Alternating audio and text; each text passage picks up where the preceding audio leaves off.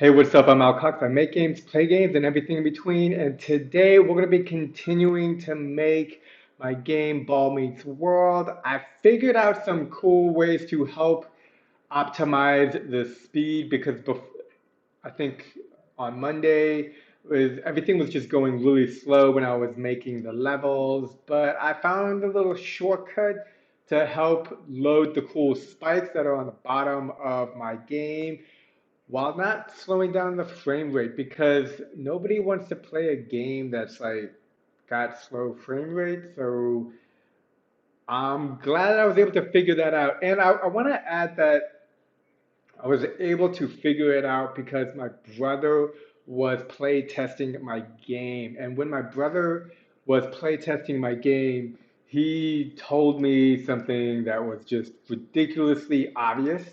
And that was, hey, the frame rate is really slow, and I think it's because of the spikes. And it's weird because I was like kind of like I love him, but I was mad at him. I was because he was telling me something that was just so obvious, and I knew what the issue was. So he was just telling me something I already knew, and he was just trying to help me, and I was not wanting to hear any of it because that's just what happens sometimes when you make a game. Basically, just listening to him and trying to formulate that I understood his frustration with the frame rate being low, that I am aware of the situation, and then I was telling him possible ideas that I had to solve the problem, and then doing in that process, in the middle of that process, and I was like kind of frustrated because I'm like, why is somebody telling me something I already know? I came up with an idea of how to solve the frame rate issue in my game with the spikes. And then later that day was able to test it out. It took a couple of hours, but it worked and I found a solution. And that's like the biggest thing, I think. It's how you come to find a solution sometimes may not be how you expect to find that solution. So I was just upset at my brother for telling me something I knew. And then it just made me think of it because I just wanted to answer his question. And then I was able to find a solution, which is great. So um, next, I want to test. It's Friday, so Feliz Viernes, happy Friday. And I thought it would be a great opportunity to take a look at what is on the top of the App Store today.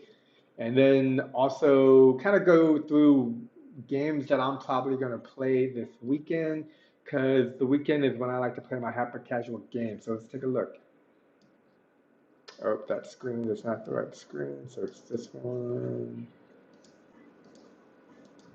There we go. Oh, nope, this one. Cool.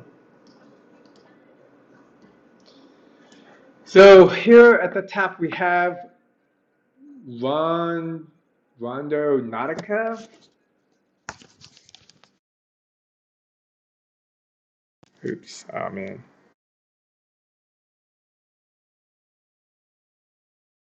Nautica.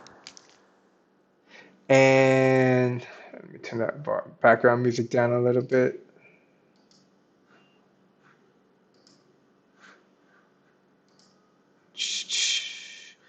So Rondonautica is number one. This was not number one yesterday. I generally check all the like all the games, and so here it is. This is I'm not sure what Wander Rando Nautica. The official Rando Knots take you to this adventure of a legend.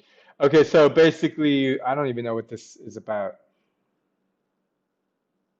So there's been some weird developments on the top of the app. So there's this one, and then there's also finger on the app, which I thought was interesting because I don't know what that's about. I mean, I've read it, and I think if you keep your finger on the game for like 3 days, you can win 25 G's.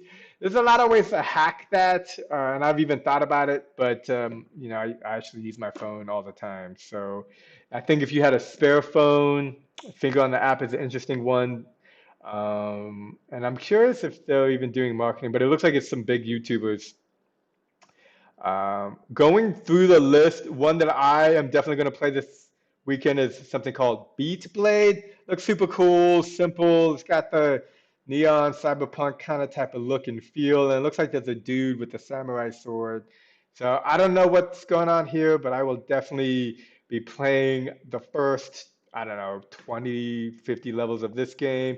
And then Brush Hit, which is one that's out by Voodoo. It looks really cool.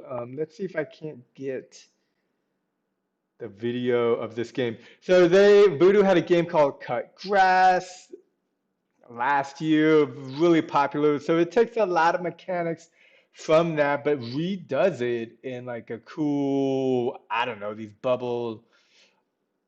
It just looks like it's got cool physics. Looks like it'd be fun to play. So I'll definitely be playing that one this weekend. Okay. Did I load up Buildbox? Yes. So hopefully you were able to check out the Ask Quali. This was cool. Q&A. I guess you were able to submit questions before. Oh, I should have looked into that. But let's see. Here we go. This is the frame. This is the latest one. Oh, I have not upgraded to Buildbox 3.2.3. I think it is out now. Let's check the forums.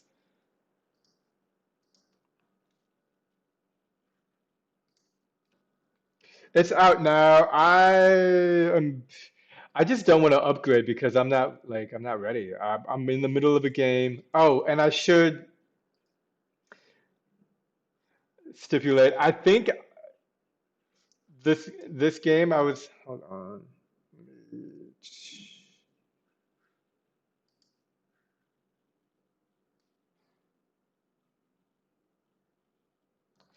This game I was originally gonna try to release by July 1st. I think I'm gonna push it back a month. Don't like no judgments. Like there's a lot more I want to do polishing, and while I gave myself 2 weeks to polish, honestly, I think I'm a little burned out because I've been trying to do so much, and I'm trying to mix in these live streams with, like on Wednesday, I was playing with FBX, which is really cool because that's something I've been putting off for such a long time. So I was very happy to, even though it was like 2 hours of just like being frustrated of trying to figure out how it works, I think it's super important in terms of just understanding the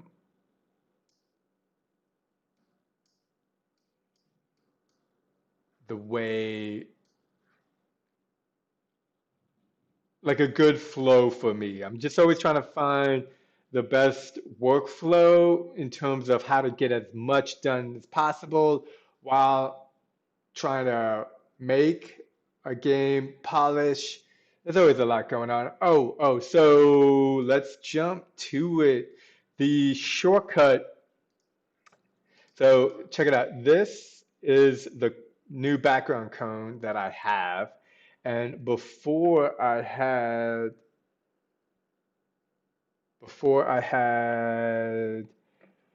separate cones. I had separate cones. So here, where is so before I just had I even counted. It was like 200 cones. I had 200, so it must have been 200 for every level. Let me know how the background music is. I'm trying to like make sure I have background music because I think live streams with background music are better than live streams with no background music. But I also don't want my voice to get like drowned out. We'll see. So the shortcut, instead of having hundreds, apparently, I wasn't even aware of individual cones. What I did is I just went into the background, and this is a good tip for anyone trying to like have aesthetics save up less processing power in your game. And this is really important for Android as well. Uh, where is BK cone? Here. So I just created multiple 3D models, and then I change the position. Here you can see like this. So what what this does is technically, I think only one of these cones contains any kind of actual physics. I took out the cast shadow and receive shadows, but now the processing speed for this is greatly reduced, and that just helps for um, more cones that you can see that don't slow everything down. And when playtesting, like this isn't good because I'm in debug mode, but like we can see, it's at 50, 60 frames per second. And yeah, the background does disappear a little bit, but that's okay. And this works great on all the levels, which means I might have to go back to some of the levels and re-add some things that I've taken out, specifically because I had low frames per second, which is no longer an issue. I thought a great way to start today would be to just play the game, see where I'm at, see how it feels, and make sure nothing is up with the FPS. The frame rate always starts a little low, but that's okay. Oh, and let's get that Trello board out. Where's my Trello board?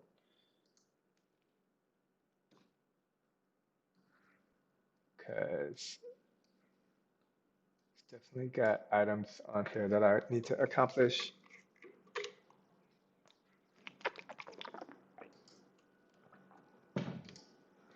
Okay, so first level, I even think I might add something. I love the way this looks, but I want to do something with the colors. Right now, everything is like just 3 or 4 colors. I still don't like that.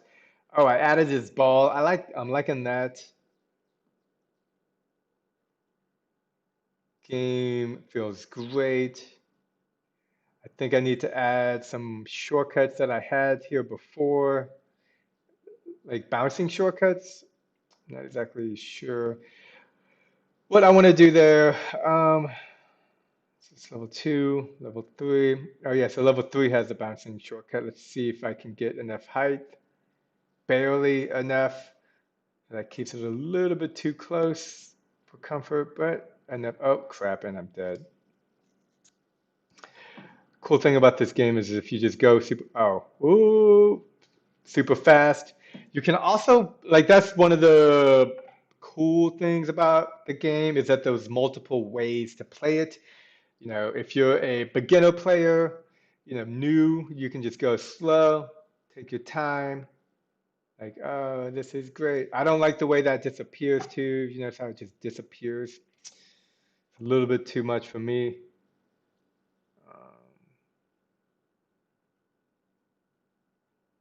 And cool. Let's see what is up. Okay, level 5. So level 5 here is supposed to help highlight that you can go on these bouncy things. If you didn't go on it before, you can now. I should change that. Okay, and I didn't die when I fell. That's not a good thing. Let's go to level 5. So let's try it one more time. All about TNC. What's up, TNC? I'm doing great. My foot is recovering from some burns, and it's Friday. At least. Why did I jump higher there? Did you see that? Like, that's what I get confused about in the consistency is I didn't jump high there, but I fell high. How about yourself? How are you?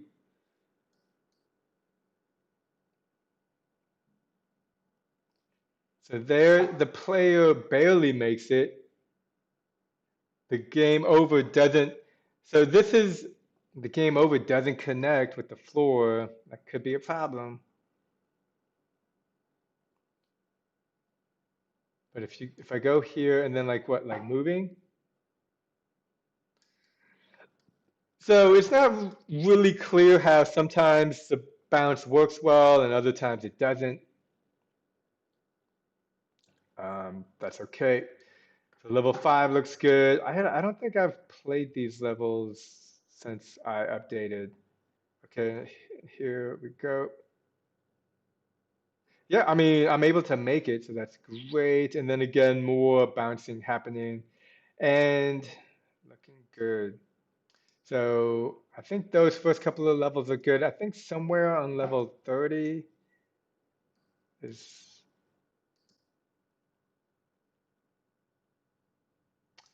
uh, crap, I shouldn't have. Let's just test it out these levels, see how they look. Hmm. I kind of want to do more with this level. I'm just not sure what. This level, let's test it out. It's been a while.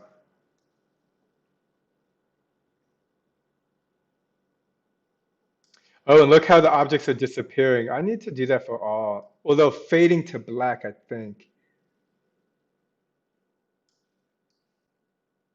Cool.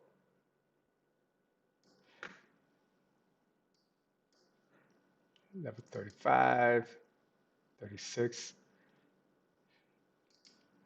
I feel like level 36 doesn't barely makes sense to me because you could just go straight. Like, why are people going to the sides? But I already made the level, so I don't want to make any changes. That's cool. I like that. Whoa, okay, so here the frame rate is super low. Need to keep an eye on that. All right, and let's try this again. 30 frames per second. Like what? I wonder what's causing that. Okay, so I'm gonna delete this, and then go here to the library, grab some bouncing right here. We gotta, oh, and yeah, copy. And this is just a bouncing level. Let's make this 4 by 4. And the main reason I want to add that is I just don't want the same scenario that the player can get from going on the left side to the right side. I want to like mix it up.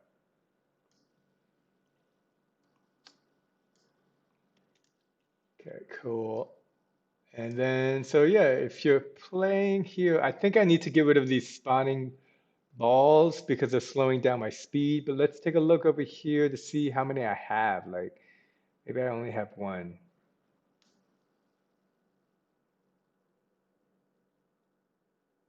Yeah, I don't even see it. Let's check this angle. I see it right there. Click it, click it. There we go. So spawn sphere. So it looks like there's only one. Let's go into the game and uh, oh, another thing. So here, this platform, I think it's deleted. No, it's still there. Okay. And then so if you go to the left, see the frame rate is really low though. Oh, and this moves. That's great. Oh crap. How does that move? Let's go here, and this is a platform cube, and I have here. I wonder if I can use, okay, so here I have this invisible cube that I was using that when touching this platform forces it to move in a rotational way because there's the if collide connected to this. But I want to see if I can modify the rotation of this object from actually just within the object and not using this invisible object that I've created. So let's take a look. Let's go into the platform cube. And I think this is also one of the things that's making it take longer for me to polish everything. You know, when making this game, or pretty much any game, I try to go super fast. I just try to like make things, have it be messy, whatever. But if it gets the job done, then I'm already on another job, trying to do something else with the level. But now with polishing, it's kind of like I just need to go through everything with the fine comb and then just add elements that I think are missing. And that would also help the game in terms of creating more levels or taking things away to help the processing power and speed. And always so much. Just having a better idea of how everything works and is connected in my own game. Like I set up all these connections, and I think actually, you know what a really good example is for that, and maybe it's time to mess with it, is I have a color manager here that I have these if collides that I'm pretty sure I don't even need. So I'm gonna take a look at that in a second. Let me play with this platform cube right now. So it was connected to an, what is this called? Rotate objects is what I have it called. So I need to find a rotate that, and I think it's a rotate position animation,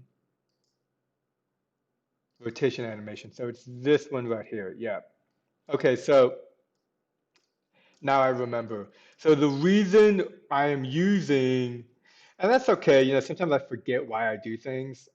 Oh, and that also, I just remembered another thing. I need to change the wake up spawner on the cone item. So let me just do that right now. Not the cone, but the cylinder. Oops, I accidentally copied that. So here on the enemy cylinder, there's a wake up spawner. Hmm. I feel like these wake up spawners should be, the wake up spawner should come first and then the if collide. So I'm not, I'm gonna flip that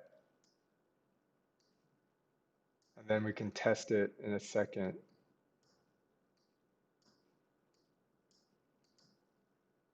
Okay, cool. And let me actually, this is level 36, move this invisible object back down here. And this invisible object has, if collide with this object, then rotate position animation. There's a difference between position animation and, or rotate animation. What was it called? Rotation animation. There's a difference between rotation animation and the rotate node. The rotation animation, here we can see it moves it in the Z direction, and it's something like this. And then it'll also rotate back. Um, but yeah, let's see it in action. I think it's always a good example. 20, see, what is up with that? The frame rate is like super low. Maybe, no, this one's got the cones. I think I just have too much stuff in this specific level.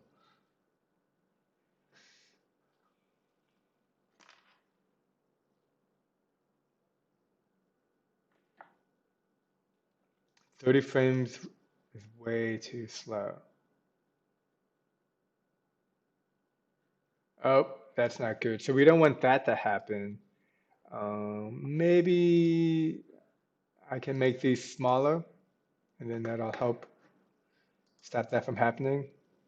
That to 3 by 3, and then we can have multiple ones. Make sure we select both the invisible. Okay, cool. And press D to copy.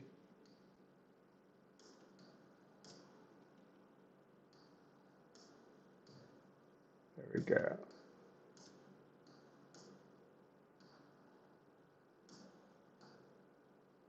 Something like that. And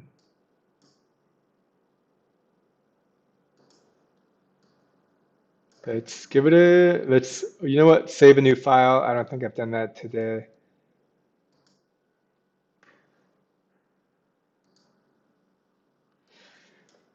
Six, we'll call this polish, polish, polish.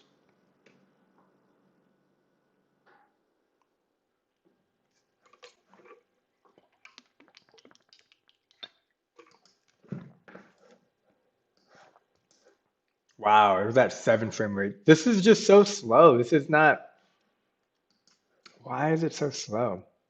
I just have too much, maybe?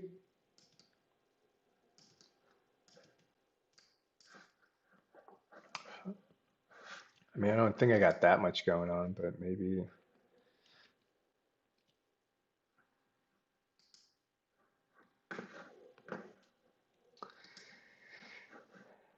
Let me see. So is this back row, does that exist or does it get deleted? Okay. It's way too slow.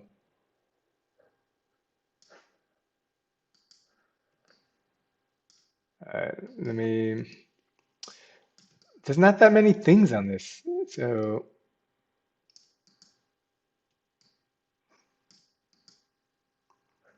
all right. This looks like it's a rotate object. I'm gonna move up here.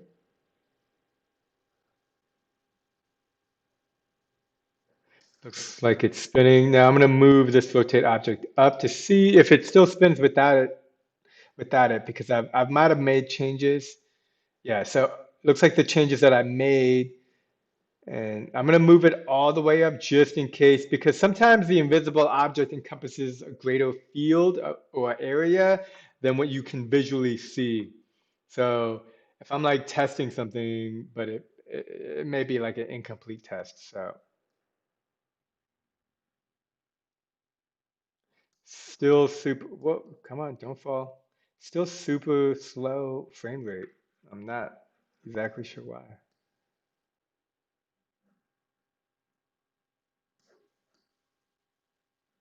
This level to me doesn't seem so much more different than, like, let's say level 37. Level 37, let's check it out because I made adjustments to these cylinders and I want to see, look at the frame rate, 35, 40. That's also not good. That's not like 40's better. Okay, so it looks like the cylinder is only going back and forth, which is unfortunately not what we want.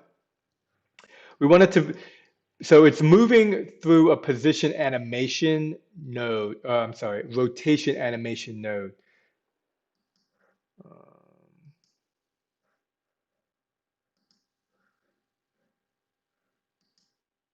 but I think we can also have it rotate in like a spin like this. So while it moves back and forth here, in the example,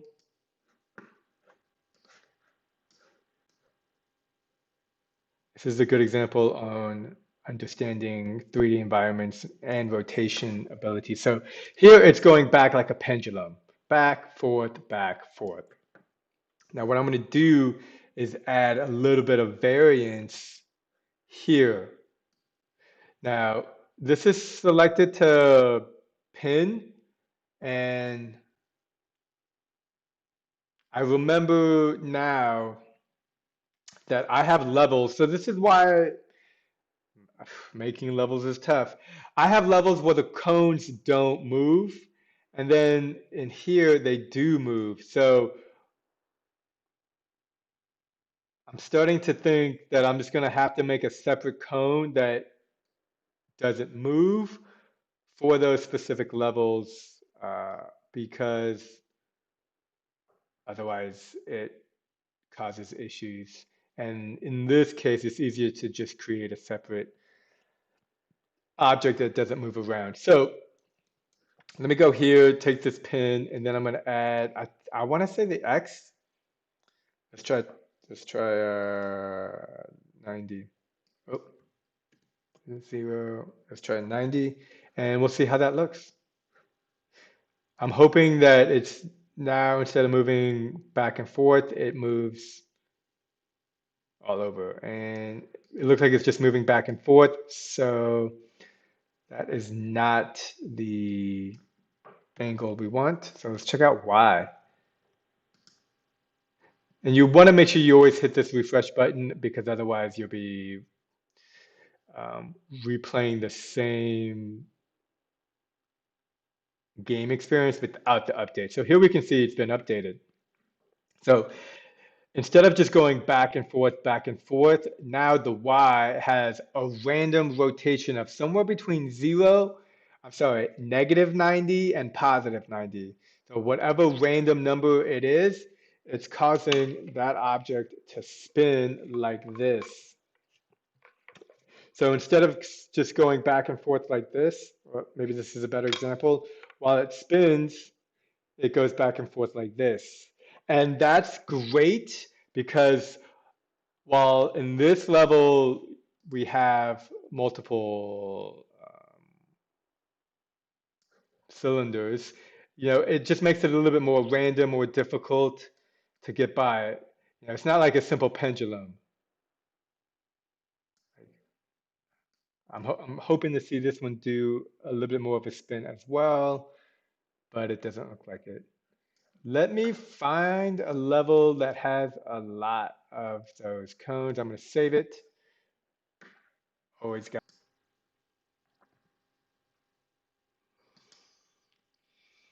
a lot of cool looking levels. There's some more of the cylinders. I really like this level too. I mean, I guess that was technically the first level. I need to update this one. I need to do something here. And maybe that's just move all these levels onto a lower plane. I'm going to test this level out, might as well since I'm here. And I'm worried about the weight of my ball. I think it's could be too much. So it's just enough for there. But here, this plane is on the 0 y-axis, and this one is on the 2 y-axis. And you can see that it's a little bit more difficult to get up. And I think that's why. So I'm just trying to get this up. Like it's possible, but whoa, slow down, slow down. It's possible, but it's also difficult. And making a hyper casual game here, I kind of want everything to be easy. See, it's possible. I don't know. I don't know. I think I'll just leave it for now, but keep it in the back of my mind that that one has issues.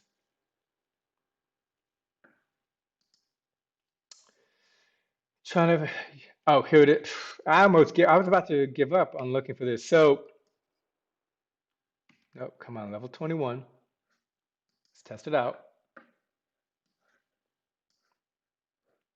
So, yeah, the moving. Oh man, look at that frame rate. That's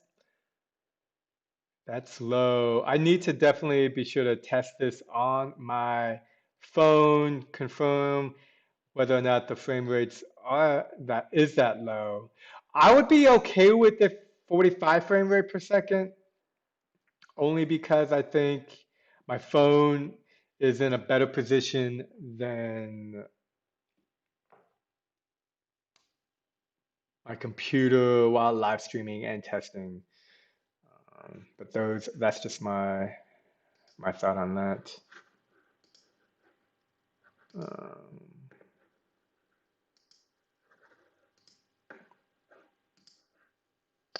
yeah. Let's see if I can't find the bouncy levels.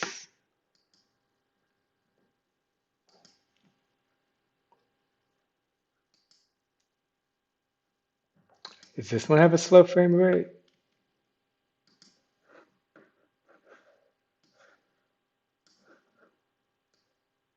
22, wow.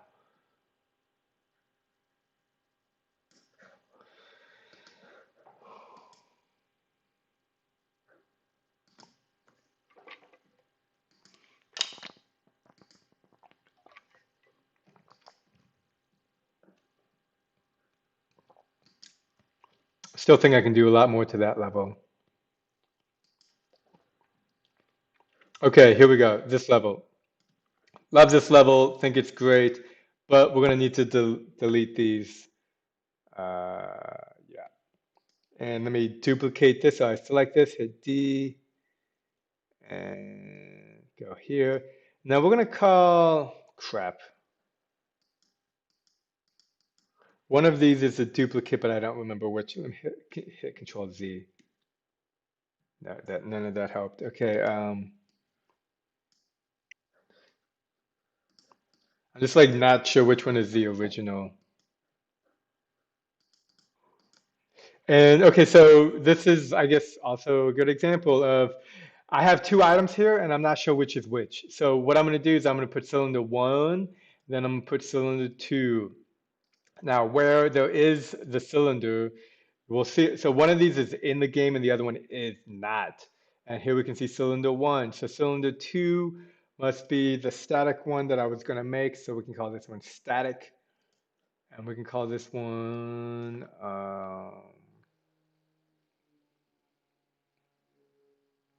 move. Rot- rot- Kinematic rotation? Cylinder, yeah. Kinematic. Uh, I'll just put a K. K for kinematic. So this is going to be the static one. So we just want to delete. Why does that have two? What, is that there for a reason? I hope not. Okay, so I'm just going to delete everything here uh, because it's an enemy. This is from way back, and that reminds me I do need to change my color manager and play with that, which should be fun actually because I do want to update my colors. I think I got good colors, but I could do better. So level 19 is not level 12. Is that the one? Crap, I lost it again. Here we go. Level 11. Let's grab these. These are static. Y of 25.25.25. Okay, actually, now that we have this, and like the cool thing I like about this level is I could probably make 10 additional levels exactly like this one, and or incorporate different concepts and ideas that exist here into other levels. So, but right now we are just trying to make this level cooler. Let's grab this, copy paste. And I'm gonna actually rotate it like this. Yeah. And then do this as well. Copy, paste, and then move over here. And now we're just gonna kind of like make it cool, do something like this. And actually, let me go ahead and select all these. Deselect that. So we have all the cylinders. I have tutorials on my channels and devlogs, and they cover a lot of helpful topics when learning Buildbox. And one of them is if you have all of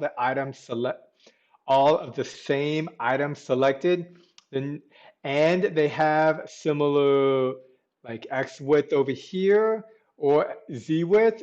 So since all these items are identical, we can see different attributes of the item like 0.25 X width and 0.25 X thickness and the length of 50. So I'm going to make this length 50. Sorry, it says a length of 25, but I'm remaking it length of 50.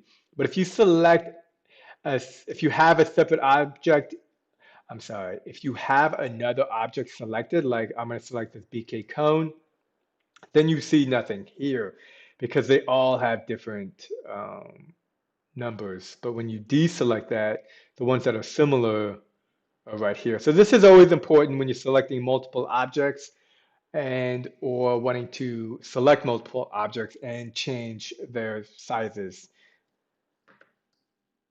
So like if I select this one and I make it 45, but then select all of the cones, you can see it's not here because one of them, and it only takes one, has a different number. This is important because sometimes I'll find objects are moving over half a pixel or something for some unknown reason, and this would be shown here. So I just select it, click it, And now everything is set to 50 again. And let's just go ahead and move these around because, yeah, this level is supposed to be like you're just bouncing around and you're trying to not die. And you know, when I do this, I kind of just sometimes just like ran, almost like purposefully random. I'll just like select here, I'll just move it, not even keep track of what I'm doing and move it around. That way it's almost like super random, but then at the same time, I can take a look and see what looks, what would be better. So here we can see there's a big collision happening there. Then also we need to change the height of this because I want most of them to be like this. Yeah, like that. Grab that, like that. And I feel like there's a big missing gap over here. So I'm gonna move this there. And then the next important thing is to also like move around in a 3D space because you you, you always want to look at something from multiple angles. If you were just looking at what you're doing at one angle, well, then you're completely forgetting about the other angles. And there could be something that you're missing and you don't even know about it because you're only looking at it from one or two angles like that. Okay. Yo, Sonny, what's up? Thank you. Spent all day working on my thumbnails yesterday. I have more too, but I'm gonna update them for the previous podcast, sorry, previous live streams in the future. So this one looks a little weird. It's always nice to get compliments after you've spent hours working on something. Yeah, those thumbnails, they take time. And for YouTube, it's like a really big deal. So, okay, I'm looking at the level. This cylinder looks like it just shoots off into nothing. There's nothing over at nothing. So let's go ahead and move it over here. And it looks like there's some space from here and over here. And I guess I have an object here for some unknown reason. That's cool. Move it up and do something like that. Bolognese, what's up? Why am I suddenly hungry? You know what? I ate a bunch of vegetables, so that must be why I'm hungry. Man, I'm hungry. I just started this. That's okay. Now let's just test this out. Command S, have not saved it yet.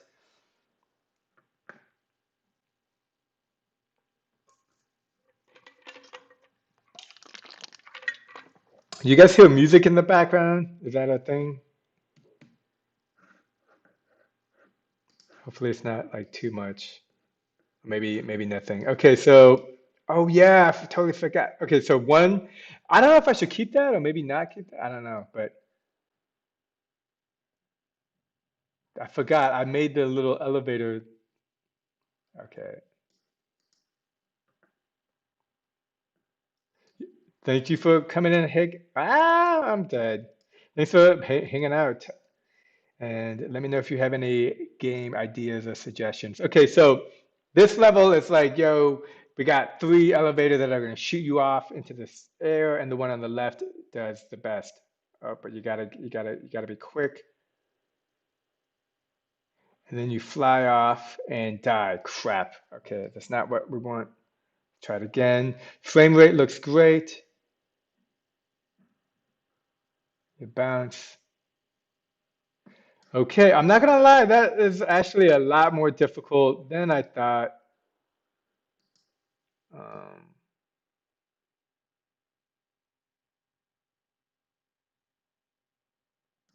okay, so I think I just need to get rid of one or two of these. Let's get rid of this big one in the middle. And if we're gonna do that, let me also move this down. See, it's like, okay, you're the player, you have the perspective over here. You're gonna shoot towards the middle, which okay, but I kind of don't want that. So do something like this, where if you shoot towards the middle, yeah, okay, I think that looks good. It looks like you're at level.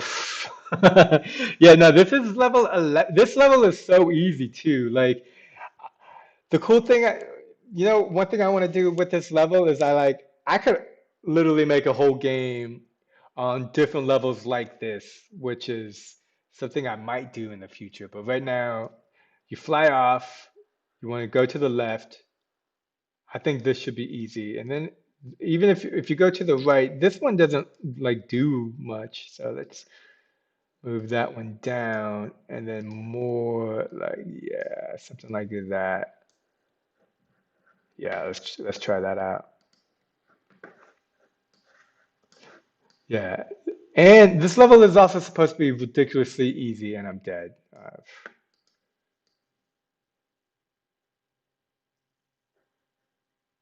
Up in the air, like, oh, sweet. What, why did you bounce? Yeah. Ooh. Yeah, this level's great.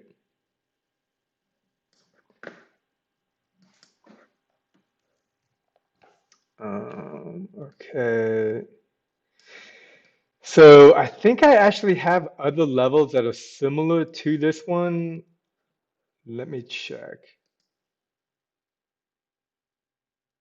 So this has those cylinders. I think it's one of my later levels.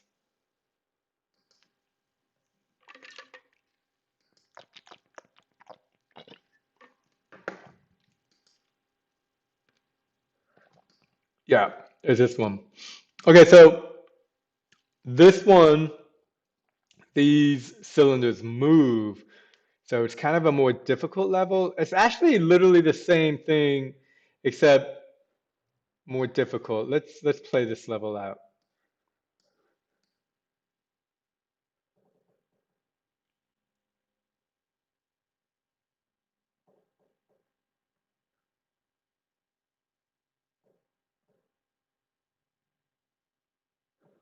Yeah, it's the same but more difficult.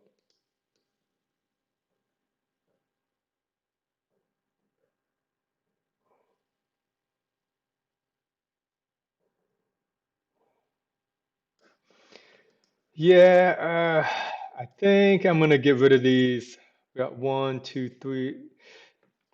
Another trick is, oh, Sunak Roy. Al, thanks so much for your video. Your video helps me a lot. Hey, thank you for telling me that because when I make the videos, I don't even know if they help. I just hope they help. And, you know, uh, one of the things when I make videos, it actually helps me to make these videos because it reinforces everything. Uh, when you're when you're learning something new, when you teach it, you reinforce that learning. So very glad to hear that it's been helpful for you. As a hyper casual gamer, I like your concept. So, yeah, I like this concept too. One dangerous thing about having a fun concept of a game that you enjoy is I could probably get stuck making this game forever. So I don't want that to happen. Um, but I did move it back a month in terms of a release date, and I think I might work with Quali. I don't know. Um, Buildbox tip is if you have multiple items selected right now and you're not sure if you have all the items you want selected or not, or if you're just not sure, you can go to the left here and then hold down and you'll see this green bar, this green, don't, if you highlight over something, it'll make it a child. That is not what we want. But if you go in between, it'll put everything that you've grabbed and put it all next to each other. So if I accidentally had another cylinder or something that I did not want here, I could, I'm like hiccuping and speaking at the same time, so bear with me. If I had another item that I didn't want, it would, but selected, it would show up. So that's a really great way to, if you have a bunch of things selected like this, you can just go over here and, do this, and then select, it'll put them all together, kind of like that. Sometimes I find that helpful for me. So hopefully you found that helpful as well. So let's delete these, hit copy, and we got these. And I think they're actually, look here, these are all different sizes. I didn't notice that until now. And I know that they're different sizes in the X and Z coordinates because they're dotted out. If they were all the same sizes, they wouldn't be dotted out. They would literally just say what the size they were. And now they are all the same size because I just did that. And let's also select all of these. And I'm gonna do this big rotation, like, oh, come on, something like this. I hope,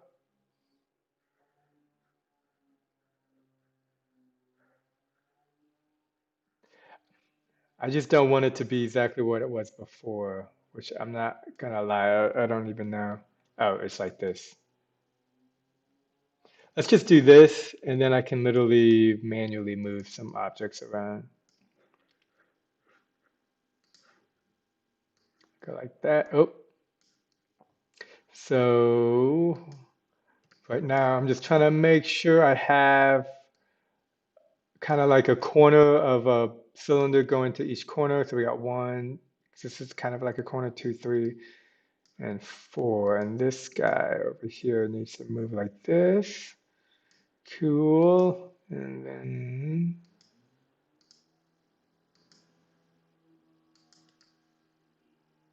this one's not even, this is just like in the middle of the air, not even doing anything like that.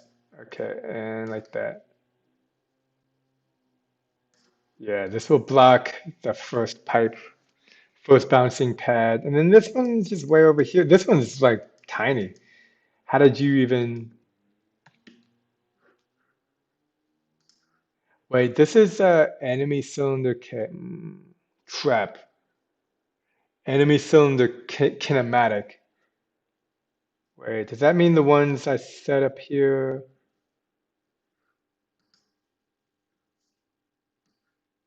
So these are static. I need to copy these. What was that, level 48? So these are not all static, and I'm gonna just delete. Oop, I thought they were static, but they're not. And let me do that testing thing. Look, I got everything. Oh, okay, wait, so it's just this one. So these are static. You see how I just use that? This engine looks so easy. I'm wondering if you can make a 3D match game in this simple. You know, for some reason that I've had that question a lot lately, the 3D match question. It's a legitimate question. But when I try to think about how I would make a 3D match game in Buildbox, like my mind is a blank. I don't, I'm sure, like, I'm sure it's possible, but if I were to try to make a 3D match game and I have a year of experience using Buildbox 3 and like 2 years of experience using Buildbox 2, I would have no idea where to start. Like, I think just even coming up with something like that uh, mentally sounds really exhausting. So, if I had to say, do I think like if you have zero experience in game development and you try to make a match 3 game with Buildbox, I think it'd be very frustrating. I think it'd be really difficult, and I would actually wouldn't even recommend it.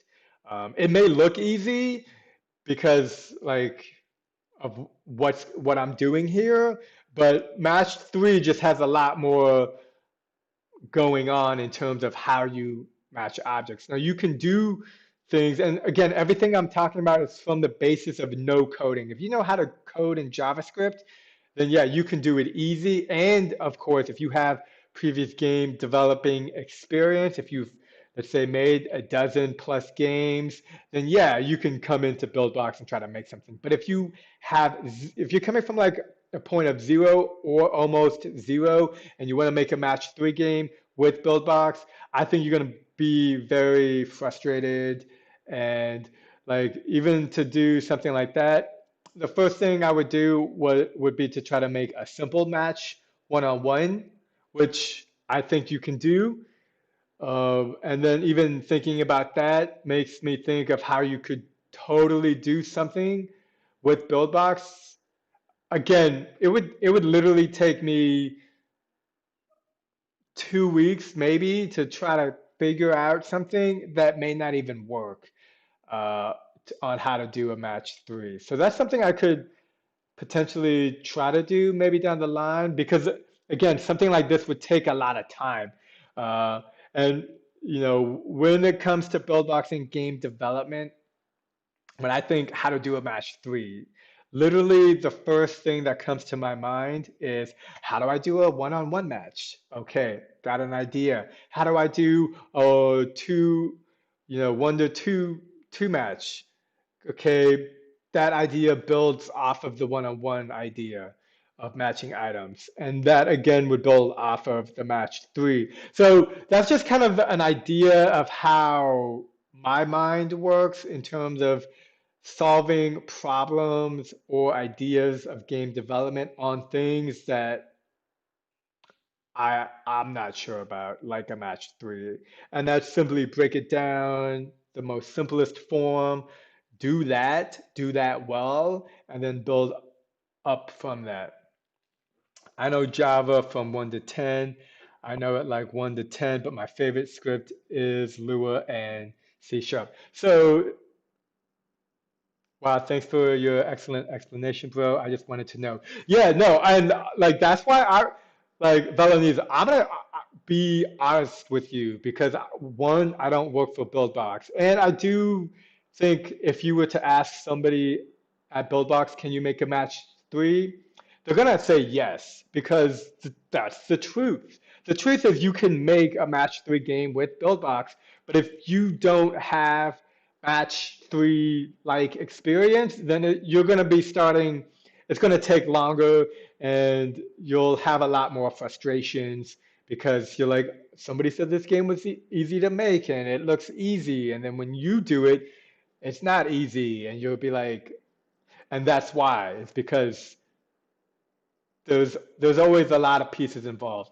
Sunny. So Sunny, JavaScript 1 to 10. I think you're right because uh, Java and JavaScript are completely two different things. What is that's like saying, I mean, they're both programming languages, but they're completely different. You don't you don't want to learn Java. I'm not a computer programmer, but I have lived in San Francisco for a decade where like everybody's a developer. Like don't learn Java, like unless you have to for a job. JavaScript is something completely different. So I think you mean JavaScript. I don't think you mean Java. Or maybe you do mean Java. Um, a lot of beginner, a lot of non-developers get those confused all the time. So that's why I'm saying it. Sinak Roy.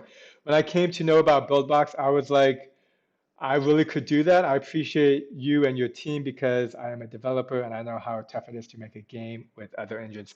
Oh yeah, dude, like Buildbox is not my first game engine. Like that's Buildbox is just I'm a visual person. I like to look at things. And that's why Buildbox works great for me. You know what? I just realized I can talk and move these cylinders around. That's why Buildbox works great for me. I'm a visual person. I like to look at things. I and I think I made a couple of games. I don't think I pushed them to the App Store with Unity.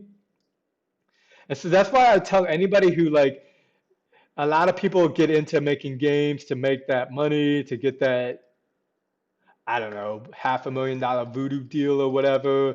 And I'm like, if you're getting into making games to try to make money, then I strongly recommend you use Unity because all the publishers out there use Unity. Unity is our favorite.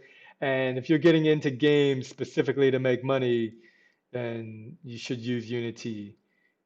But if you're not getting into games to specifically make money and you want to make games because you think it's fun, I mean, and you do want to make money long term, but that's not like your primary focus. A lot of people, I think it's their primary focus.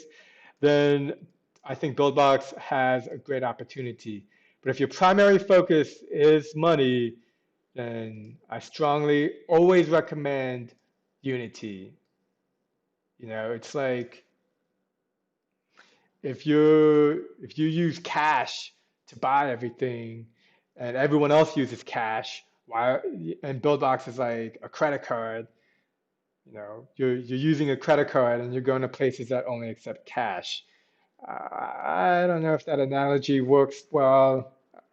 I think a good example is like living in, what is it, New York City. If you go to a bar, all bars, every place takes cash, not every place takes credit card. So I'm going to stop with the analogy. I think it's just getting confusing.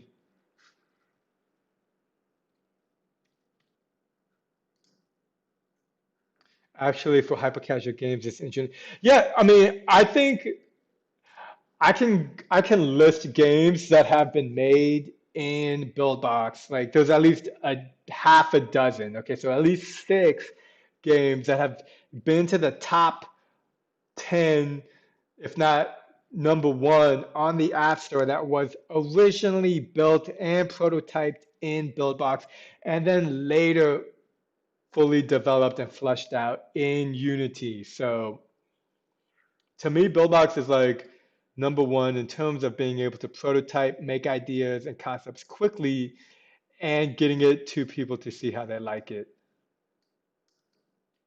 I mean, and I do think in time, more people will use Buildbox, but right now, 99% of 97% of all games on the App Store are made by Unity.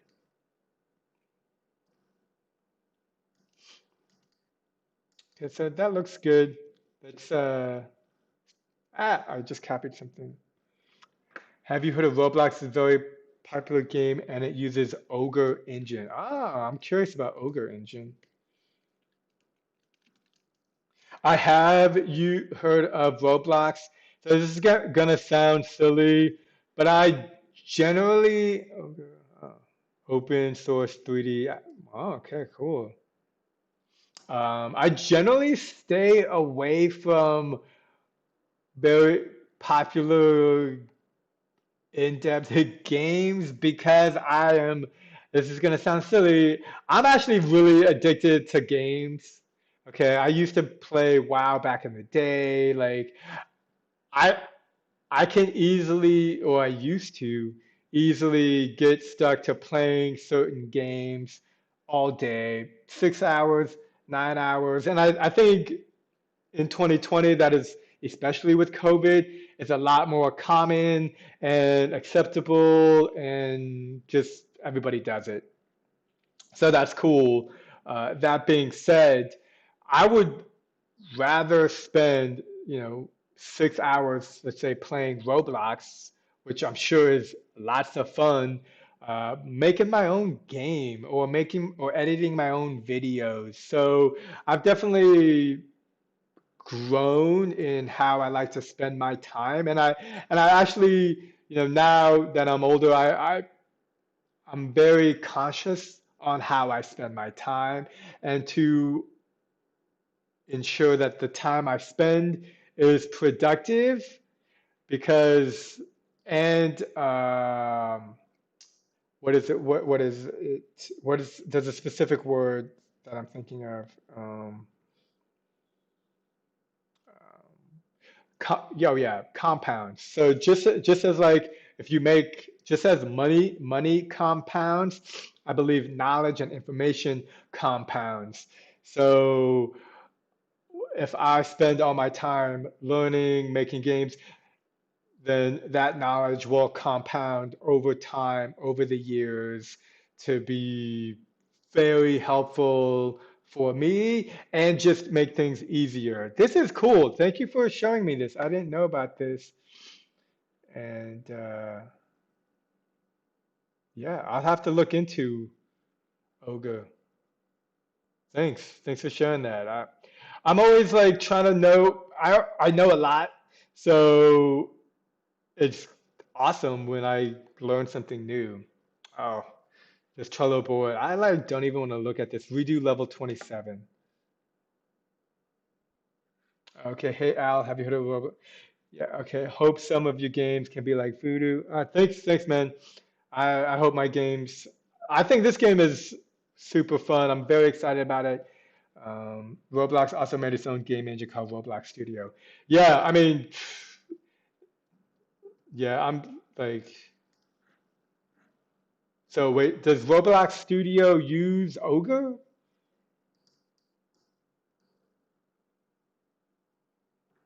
So I feel like there's like three pipes coming from over here.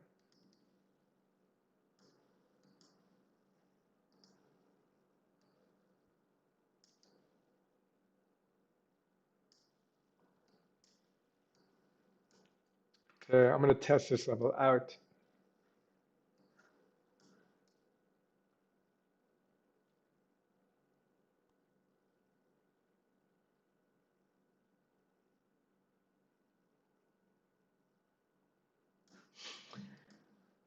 Man, this level even almost seems like it's too short.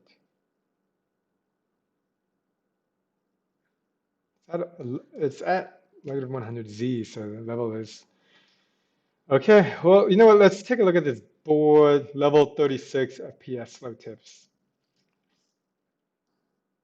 Yeah, this one's still slow. I'm not sure why. I think it's because like it just got too many random objects. See what else is on the review level 9 ball spawn for fast. Okay, so level 9, I think I took out all the spawn balls, but now I kind of want them back because I was able to adjust everything in terms of FPS. Let me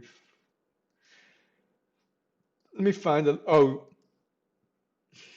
excuse me. I think the green tea is giving me something.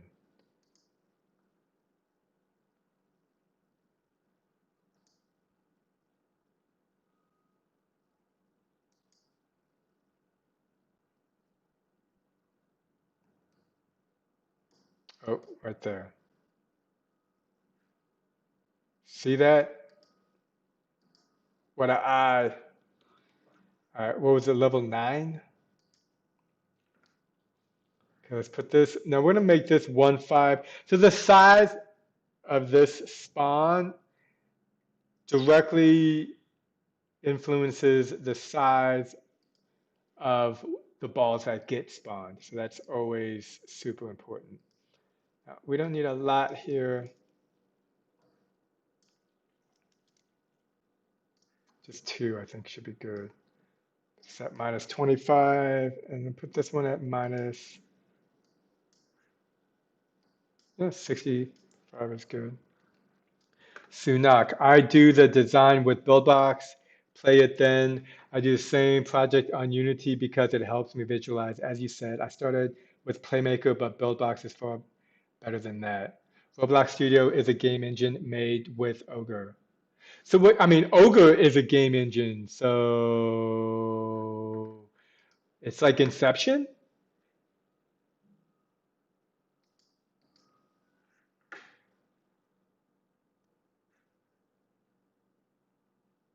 Oh wait, Ogre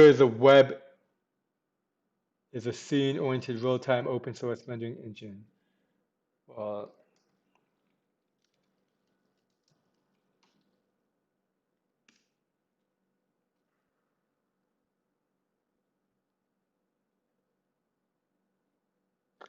oh,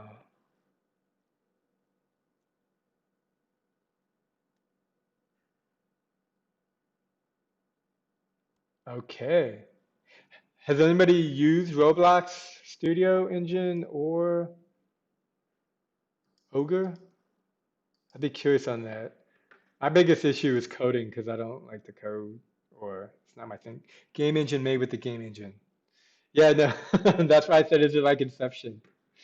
Um, yeah, Playmaker is cool, which is a good Unity. I haven't particularly tried it. Corgi is another one. Um, okay, let's try level 9 out. Check out the frames per second. Is this the new level you're working on? So I see, look at the frame rate. I'm just going through all the levels and I'm like trying to polish and I think it's been maybe a few it's no. It's been a while. It's been at least 1 year plus since I've spent time to try to polish a game. And that's because for a lot of reasons, but it's been a while, and so now I find the best way to pop. So like here, certain things you can see how the cones just disappear. That's not good, and so I need to adjust that. And this level 9, is loading super slow. I need to see what's up with that. Like look at that frame rate. It's pretty bad. 20 frames. The lowest that I would like to see on my computer while testing is 45. And I think this is just because there's a lot going on with these objects and how they disappear. I need to do better with that as well. These are half ring. Okay, cool. So I'm gonna add a delay. I think just adding a simple delay node here will do wonders.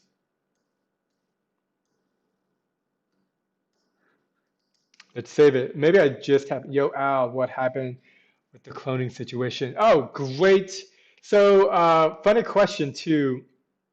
Um, the dude, he responded back. He was like, I like, he's like, I like your YouTube. He said he had searched for the game on the App Store but didn't find it. And so he just published it, which I found a little bit weird because literally in the whole video is about making a game from zero to publishing to the App Store. So of course it would be on the App Store because that's what the whole video was on. And then he responded saying that he learned a lot in terms of publishing to the App Store. I hope from both Google Play because it's also on Google on the Play Store and iTunes, and then asked if he could just change one or two things and re-upload it, which, I mean,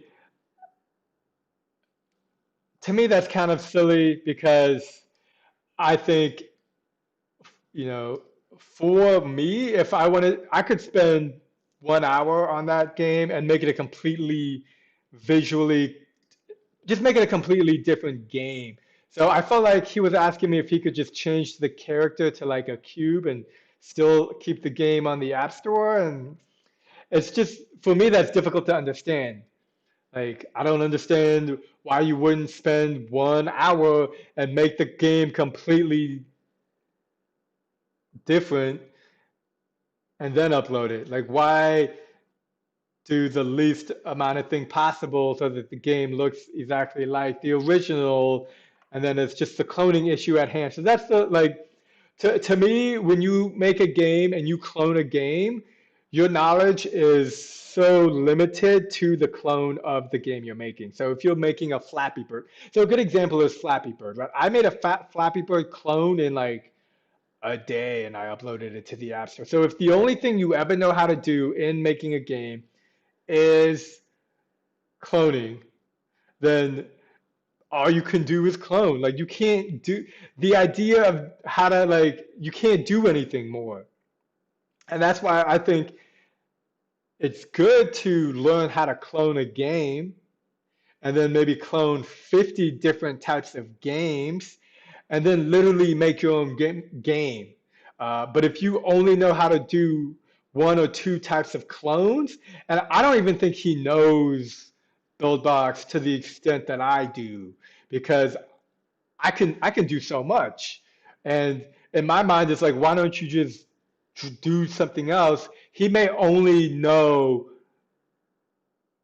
that game, that BB doc. That may be the only thing he knows. So I guess I just told him that, like, if you were to grab a complete stranger, okay, and they were to play my game, and then they were to play your game, and if they were like, hey, do you think these two games are similar? Like yes or no, like if the person answers yes, then you need to do more to try to make it not like a clone. And like the games can be completely different and still be similar. See, that's what the tricky part is. So, but again, in my mind, it's just so easy to just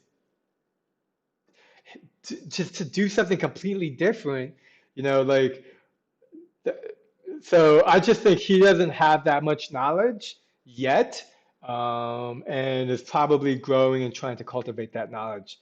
Let's see if adding the delay node helps.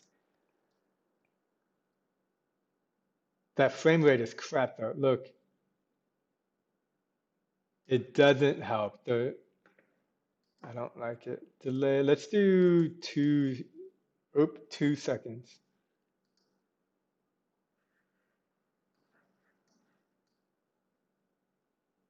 Still super slow frame rate. Like you can't see the character, which is bad. Maybe 1 second. And I still don't understand why the frame rate is so slow. All right, let's see what else we got here. Level 13, too difficult. Okay, so we don't want this. We're making hyper casual games here. You do not want hyper casual games to be difficult. Let's take a look. And I'm just going to add additional jumping thingies, bounce platforms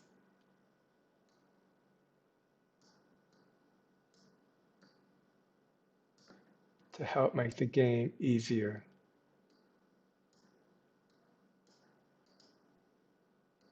Remember, whenever you're making a game, you're automatically like the boss at that game. You're already amazing at the game. So, generally speaking, and again, this is, I think a little specific towards hyper casual, but you always want to make the game easy because if you're a gamer, and I'm definitely a gamer, even if it's just hyper casual games right now. Um, yeah. Always try to make things a little bit easy for yourself.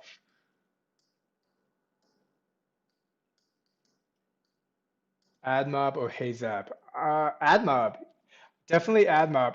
And I've seen some issues with like HeyZap stuff in the past, and I think HeyZap, honestly, I think HeyZap owes me money. I think they owe me like $300, and I just don't know how to collect it. And yeah, I would go AdMob. They may not be as good as HeyZap in terms of a lot of things, but yeah, I think HeyZap owes me money.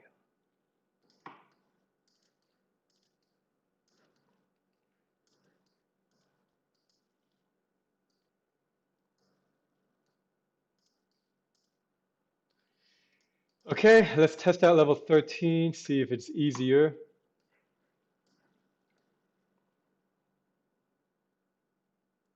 Oh yeah, okay, so the bouncing is what's difficult. So I had adjusted oh, you know what? I can also I can add a delay to these cones, BK cones, add a delay. And for this, it could easily be like 2 seconds or whatever. Let's do 1.5. Save it.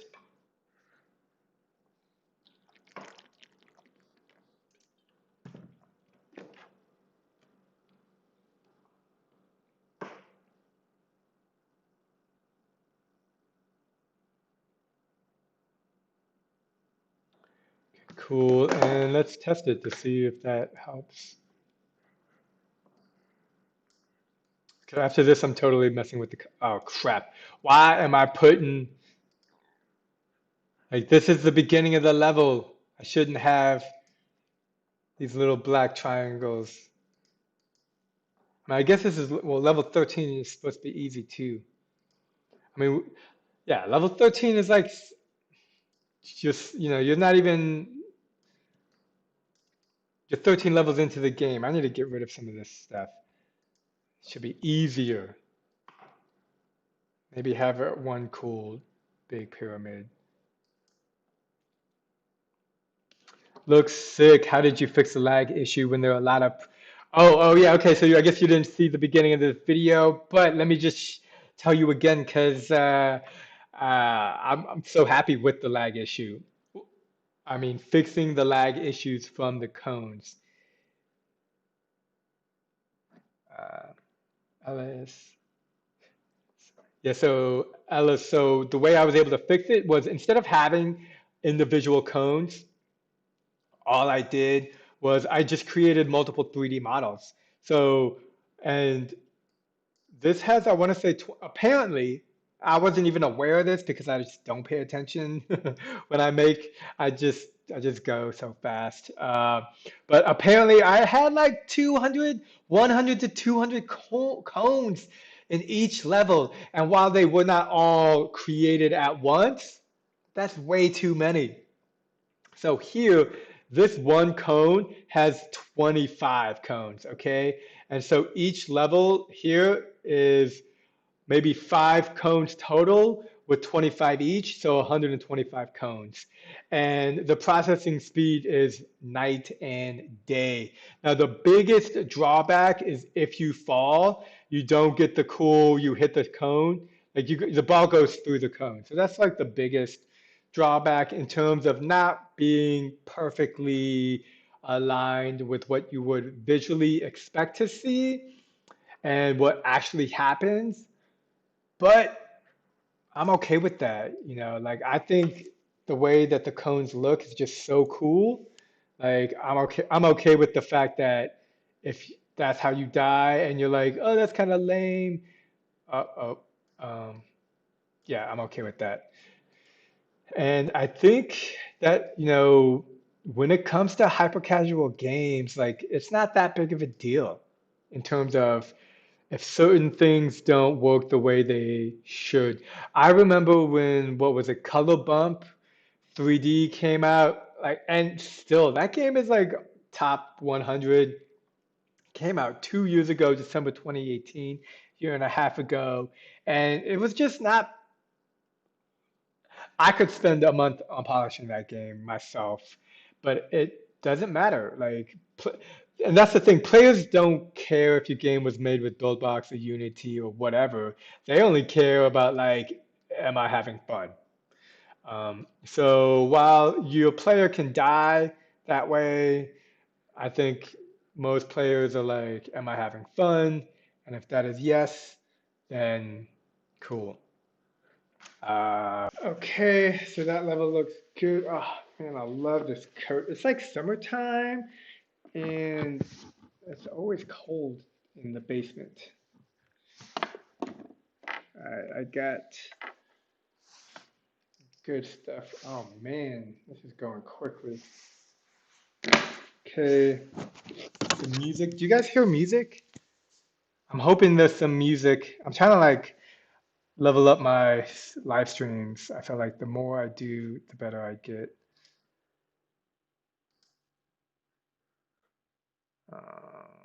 Cool. Okay, that looks good. And okay, so level 13. Boom, testing. We do have notepad. Oh, I do that. Move to lead object on camera closer to. Mm,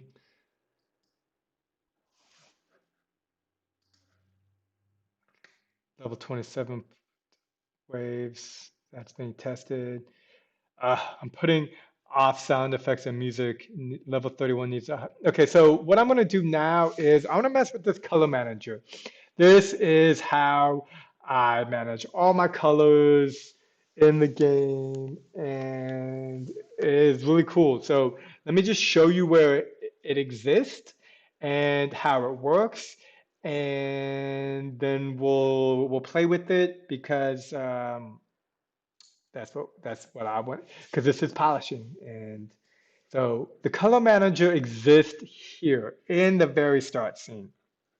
Now, the reason I do this, and then I even attach it to the camera because the camera follows the character. This is not an accident. This is all done on purpose.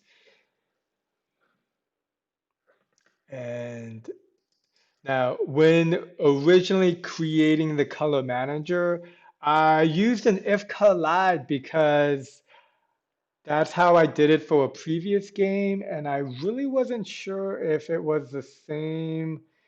Um,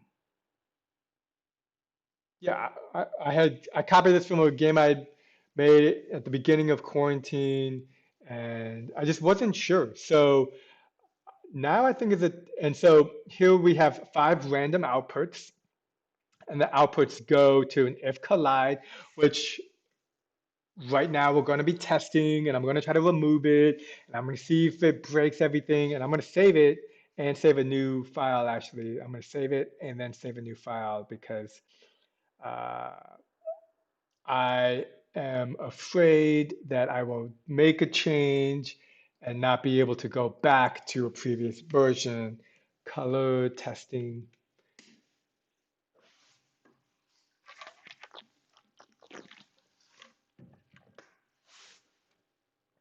Yeah, honestly, I think I don't need these if collides. So why don't we test that actually? So right now, these are all going to here. Okay. I want to take this and then we're just going to delete it. And then this is number two. So we're going to delete this. And then we're going to go like here. And crap, was it attached to this one? Yeah, I think so. Get these all kind of lined up. All right, I'm going to delete these as well. And so random three is this is background color red. And then this is send blue. So there's like send one and send two. And then this is send red. And this is for the ability to have a platform be blue, and then the domino on top of the platform be red. And we got a background purple, and then the background green, and then a background purple, background green, oops, object one purple, object two green. I'm gonna grab some random here and let's save it because this is color test and hopefully this works. Okay, see, it does not work, so that is important. So we have a green background, so that's this one, and then send purple, send green, two. And this is, oh, and that's white as well. Okay, okay. So I think this is where the if collide is totally needed.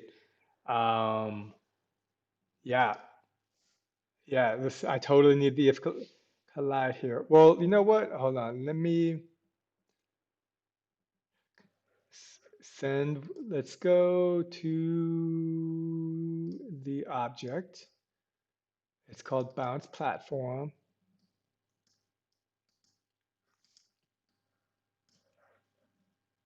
And color manager.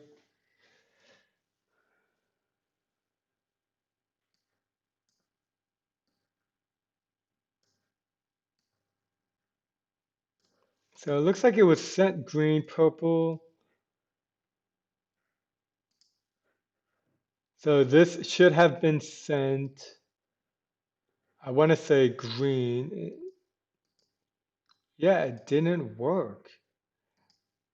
I think that is because I do need that invisible object. Oh, because the invisible object is colliding with the platform. Okay, so I'm going to go back to the previous.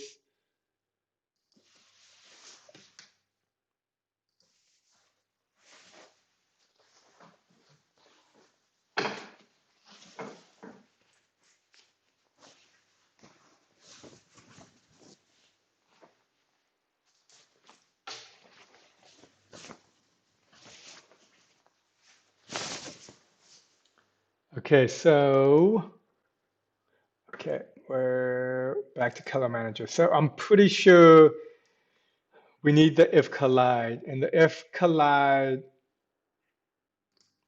So this is the color manager. It exists right here.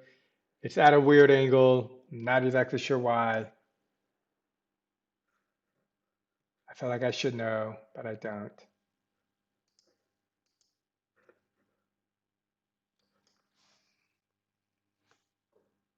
Maybe change these.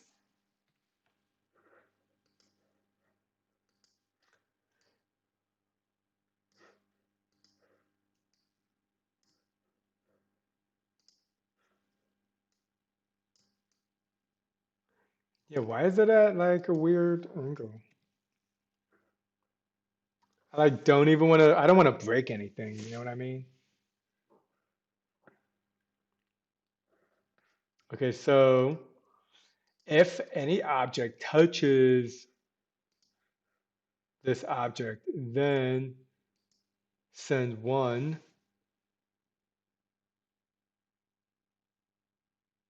purple,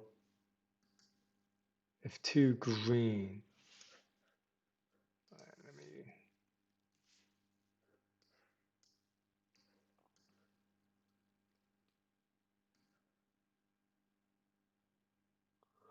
so here, this is if collide.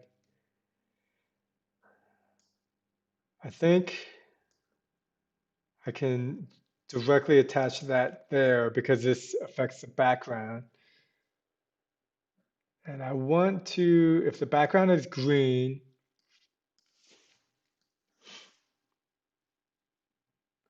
then the platform the character is on, I want to be purple. And then here I actually want the dominoes to be either green or blue. So I'm going to copy that.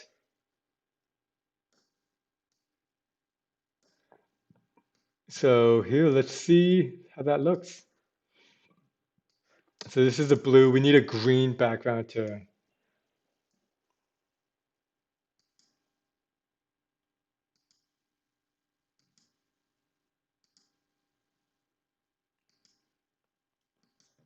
So I saw, oh wait, this isn't a good example. We want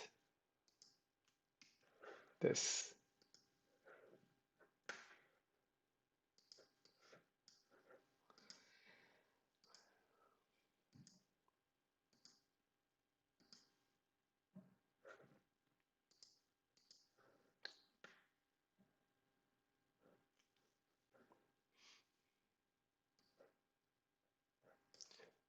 You know,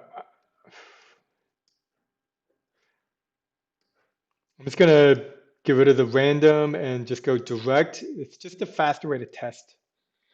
Not sure why I didn't do it sooner. So these are green, but I also want them to maybe be blue. Okay, okay. I don't. I'm gonna take a look at a color wheel.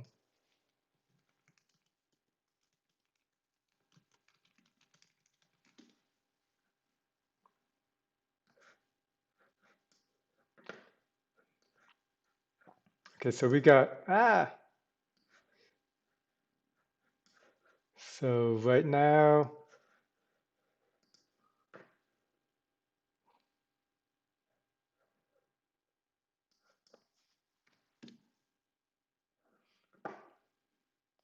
So purple. Okay, so maybe orange. I'm gonna try orange instead of blue. We're gonna try orange.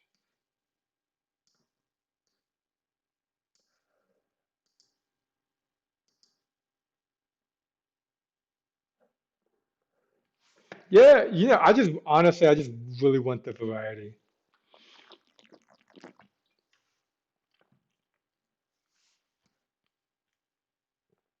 Oh, look at that. You know what I need? I need a state node. I actually don't even know if that'll work. Did you see how it was changing the colors?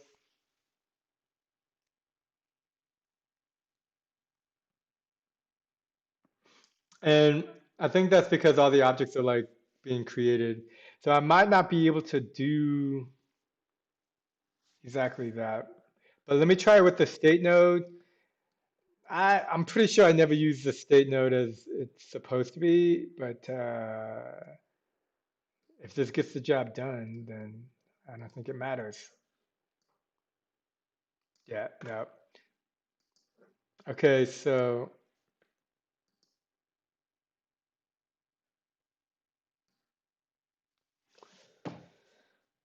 this is green.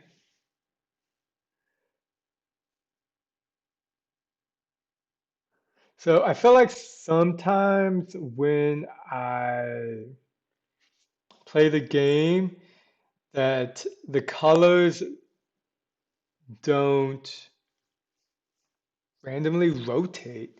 Like just, and it's because of this random node. I just don't necessarily trust this random node. So I think I'm gonna create everything twice, and I'll show you what I mean. But let's test everything first. Okay, so this is the purple green object. So I'm pretty sure this works just fine. And this is connected. And then we actually want this connected to the output number 4, like that.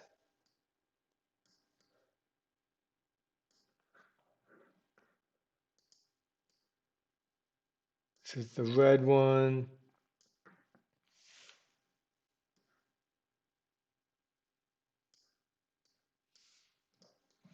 So I think the biggest thing here is I just need to deselect the background.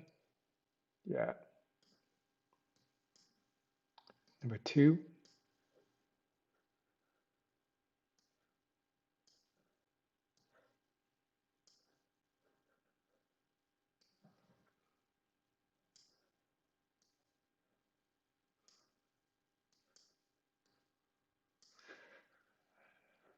Let's save as, and we're gonna go ahead and save over this one.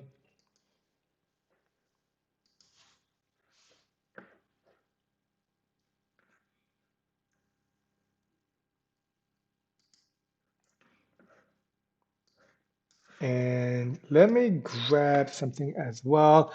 I got this color scheme from a website. I think it was like maybe colorpalette.com. I can't be sure because it was like 2 months ago. Ah, here we go.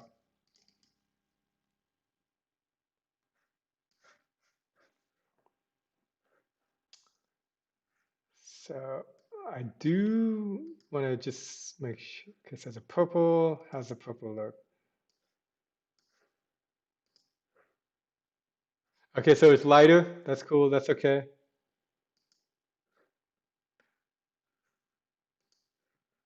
Blue looks good. I feel like these objects could be a little bit brighter. So let's go into what platform cube, and then we go to set blue. Now, whatever I do here, I want to make sure I can grab this color and then like put it not everywhere. Ooh, crap. So this is where you click this is good, and then just go over here. Uh, Go down here because it seems a little lighter. Oh man, this still looks dark.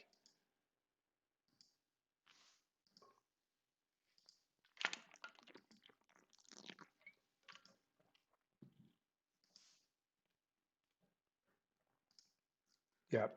I'm gonna select that one and move it like that. And then I also feel like, what was this? The purple is kind of dark. Let's see. Yeah, I'm gonna make this one lighter as well.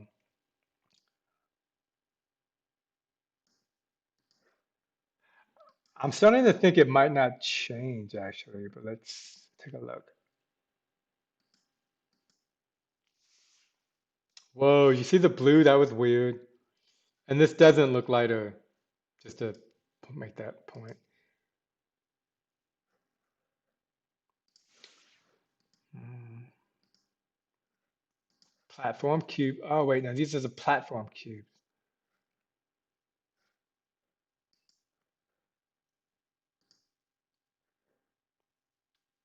I was going for the dynamic cube. Okay, so, and I'm actually going to grab this one as well. So this is one of the things that to me is, if you're using code, you only need to have the colors one place. But in Buildbox, because I have the receive colors on all the different objects, separate objects, any changes I make, I need to make it like in multiple places essentially. And so here we can see that that the platform is the light blue that I was hoping to make the object. Um, I don't know. I feel like it's a little bit too light.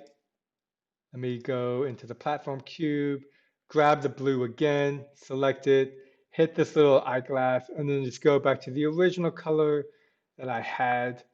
Uh, the purple I think looks great. I'll be honest with you. Let me grab that purple. And there's the blue. We can see the blue. I kind of wish it was a little bit lighter. I can make it a little bit lighter. But I think that's why when I was trying to make it lighter and I didn't see the changes, it's because I had the wrong object and I needed this one. So let me grab here. Yeah, that looks great. Go here, control paste. And now I'm gonna go grab this blue and we can see how they're different colors. So this is the blue that I have before, after, before, after. I don't see a difference. Crap. If anything, I would say I like the before.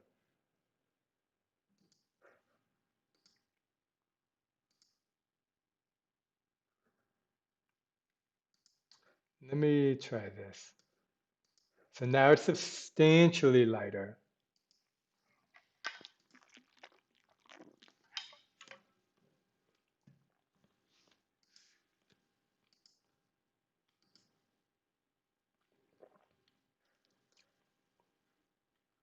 Uh,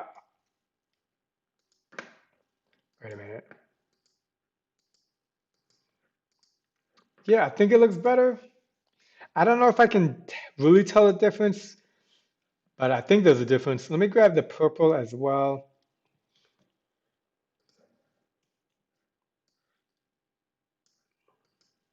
Yeah, look, these definitely look different. Let's grab this over here and refresh.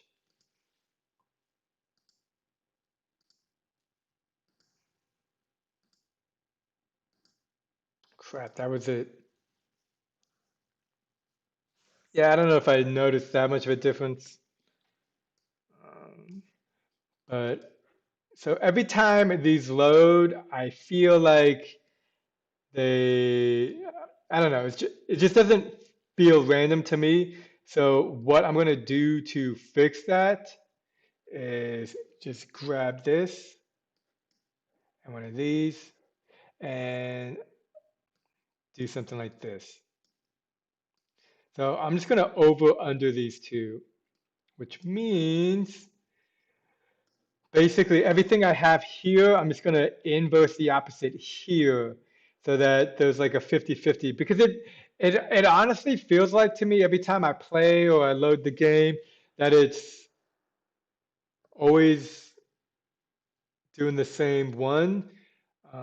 This just adds a little bit more randomness to it, which I hope will take away the feeling that it feels like it's always doing the same. It may work, it may not. It's literally just adding more of these. So, but just doing it like backwards. If collide there.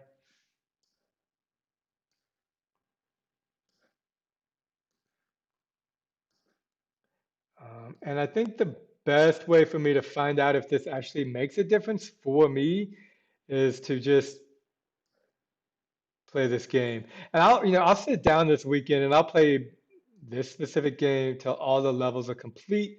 And I might do that 2 or 3 times while recording so that I can make some cool videos. You always want to record. I mean, I record all the gameplay I do for almost any game, which is kind of fun. But the more video footage you have, the more you can then video edit. I think I made a trailer last week I released on Friday, maybe. Yeah, I think so. And yeah, that was super easy to do, and I have a lot of videos. Oh, and one thing I also wanted to do here.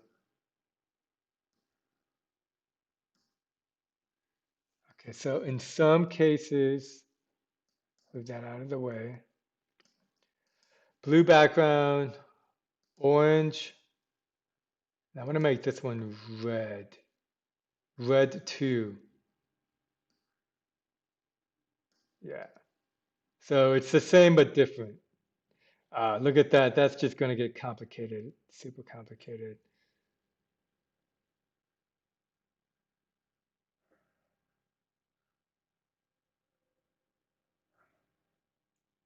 All right, and then orange background,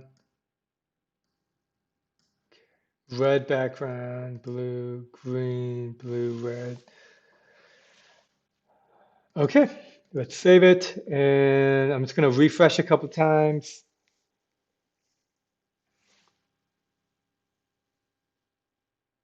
Uh-oh, it's taking a long time to save. I don't like that.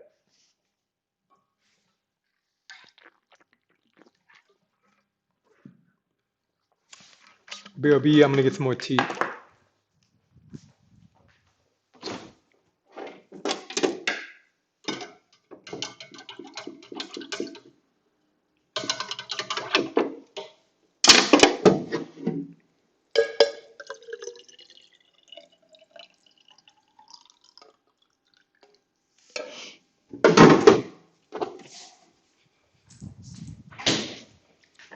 Man, I really need to mess with sound. Just like, why is it still saving?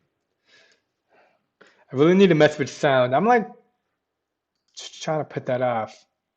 You bought Buildbox. I am a subscriber to Buildbox. Buildbox has a subscription service. They are, they recently updated the pricing plan to not include mobile export, which I think is a huge mistake. It makes me think that like I wouldn't have started Buildbox if there was no mobile export. So I'm hoping they eventually go back. Oh, what is taking so long?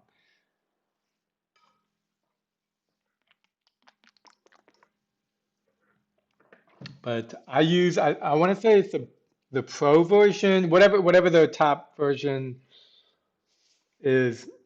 Um, but I've been using BuildBox for 3 years now. Wow. 2 years, BuildBox 2, which I love BuildBox 2. And 1 year with BuildBox 3, which is where we are today. And I really like BuildBox.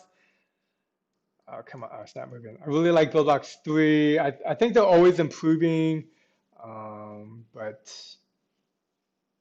yeah, but like right now it's taking forever to save. Let's take a look at my Trello board. I like don't want to do this. I hate music and sound effects. I don't hate it. It's not my focus. I'd rather design a level.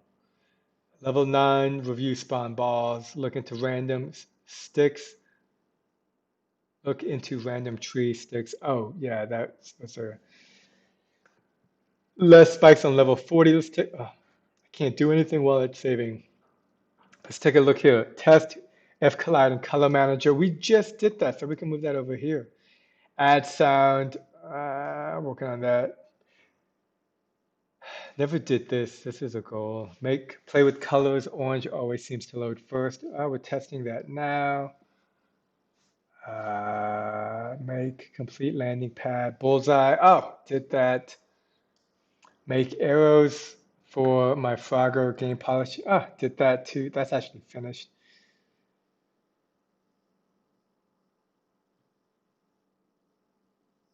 How to play mobile games with no ad for iPhone, Androids, and call phones. I don't even know what that is. Okay, looks like everything's saved. Um,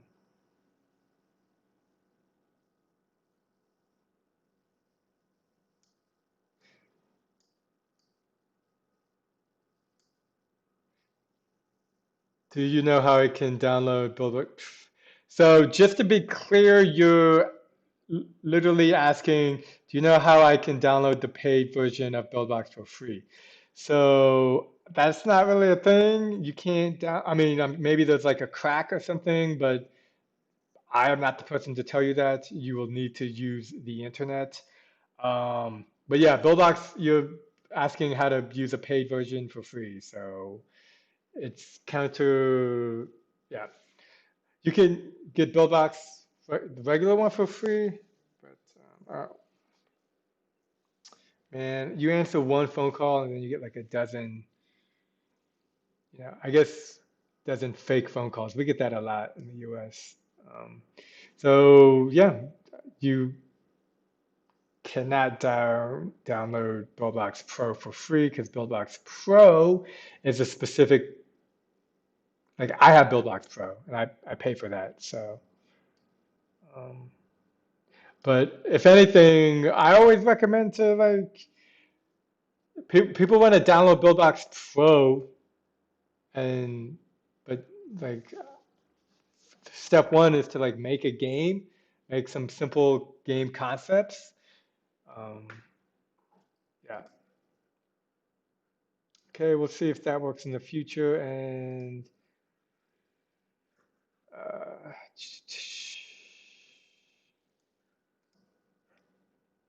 I'm gonna check out level 36, 37.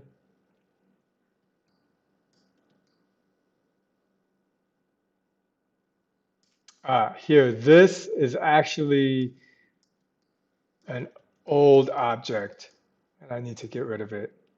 Yeah, let's go here, grab, I think this one.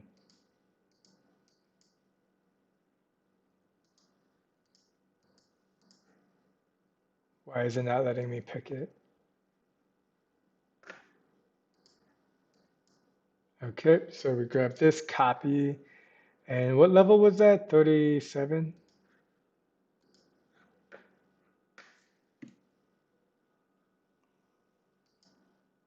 Yeah, level 37. And let's move it, and you can see immediately the difference between the two. Saving, I think I just saved it.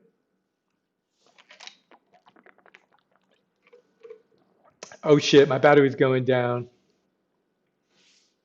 What version of Buildbox did you start using? So I started on Buildbox 2 point something. So Buildbox 2, that was like 3 years ago. And even then, so like Buildbox is, I try to look at it like this, and this is why I also recommend if you're new to Buildbox, like if you're new to Buildbox, if you're new to Buildbox and new to developing games, you probably don't even need Buildbox Pro because you wouldn't know how to do certain things. Um, and all those things take time to learn. So if you have experience developing games and levels and certain things, then yeah, you would probably want Buildbox Pro. I don't even remember what I started out on. But Buildbox 2, like which you can get for free and downloaded, but you are limited to your amount of scenes and your worlds, which I'm not gonna lie, I do think that's kind of crap. And you can't mobile export, which also I think that is unfortunate. But Buildbox 2 is super easy. Buildbox 3, it's taken me a year to learn how to do what I can do now kind of easily, and even then, I'm still always learning. Um, so 2.21 maybe, and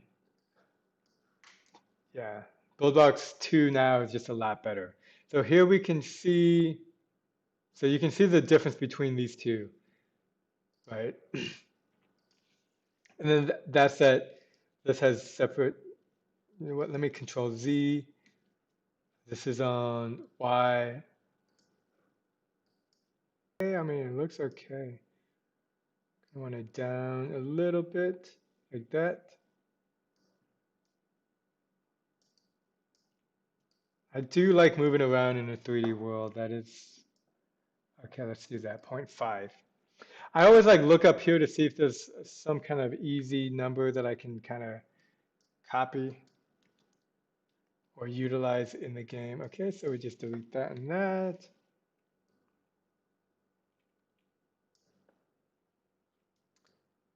El Sigues in Colombia. En un momento, amigo, no entiendo las Sigues. Ah, no. Estados Unidos in Kentucky.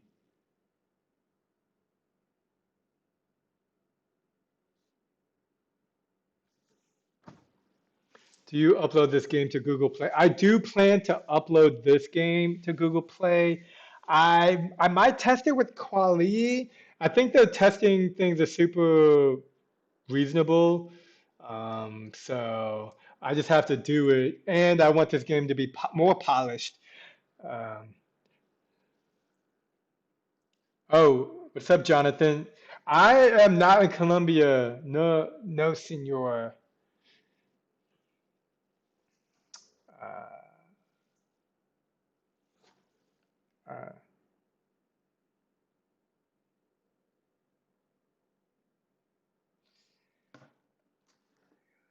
Lego, llego a Estados Unidos 2 meses ayer. Uno, 2 meses ayer. I came back 1 or 2 months ago. No lo sé. What? I'm like so bad on time. What's up, man? You hanging out? It's good to see you. Making this game, trying to figure out what to do. Okay, so level 37 looks good. Oh, you know what I don't like? I don't like this. I made it so it's like a straight line. Well, I mean, whatever. Let me play it again. You see how it's always the blue background? I don't like that. I think that's not supposed to.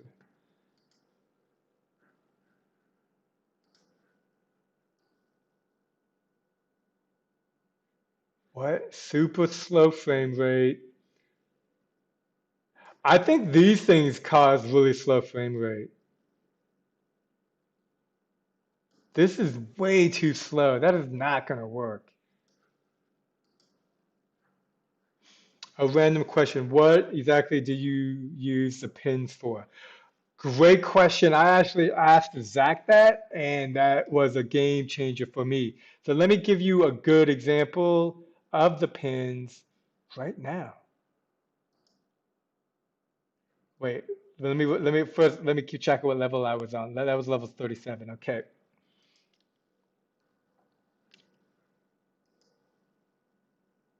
So a good example of the pins is,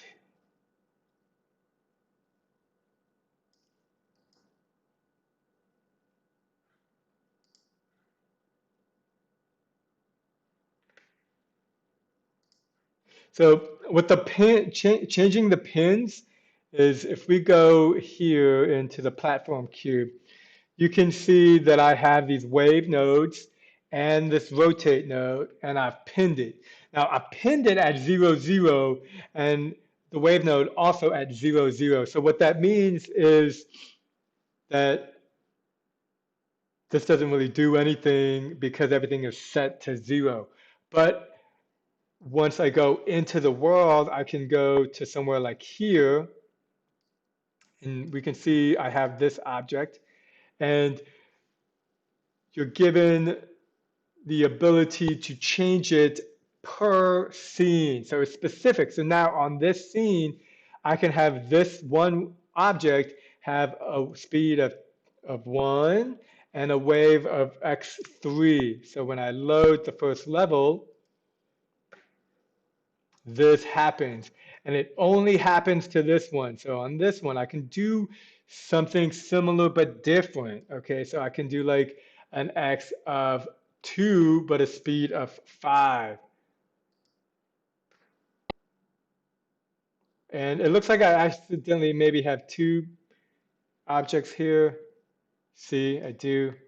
Okay, so let's just go back. And you can, oh, it didn't change. Okay, so here we go. 5 and, no, we'll do 2 and 5. Kind of like a little different. So you can see that the pins have two effects on changing both these here, and you do it individually. Okay, so that app, I hope that answers your question. And it's a great question because it it opens up what you can do in Buildbox. Okay, so Shahar asks, why don't you use Unity? You're a great dev. You should make other story-based game rather than only hyper-casual games.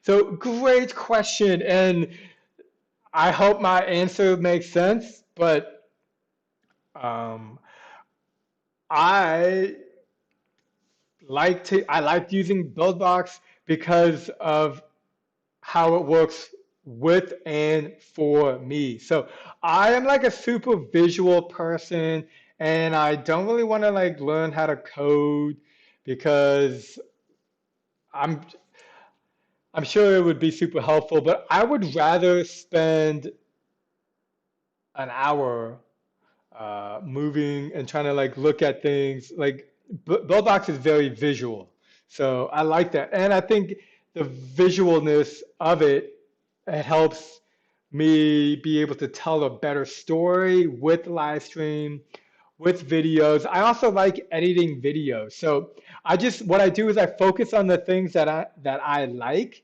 and then I try to find out how I can do that more. And that's primarily why I don't use Unity. And I think the biggest thing, and I understand that Unity, and I've used Unity, like let's be clear about that. Like I even spent a lot, like a lot of money, enough money that I could live anywhere in the world for about 5 months, learning how to use Unity. And yeah, man, it just wasn't for me. Like I want to make simple and like when it like I like hyper casual games. Like you're talking about why not make other story-based games other than hyper casual games. Well, then that's not what I like. Like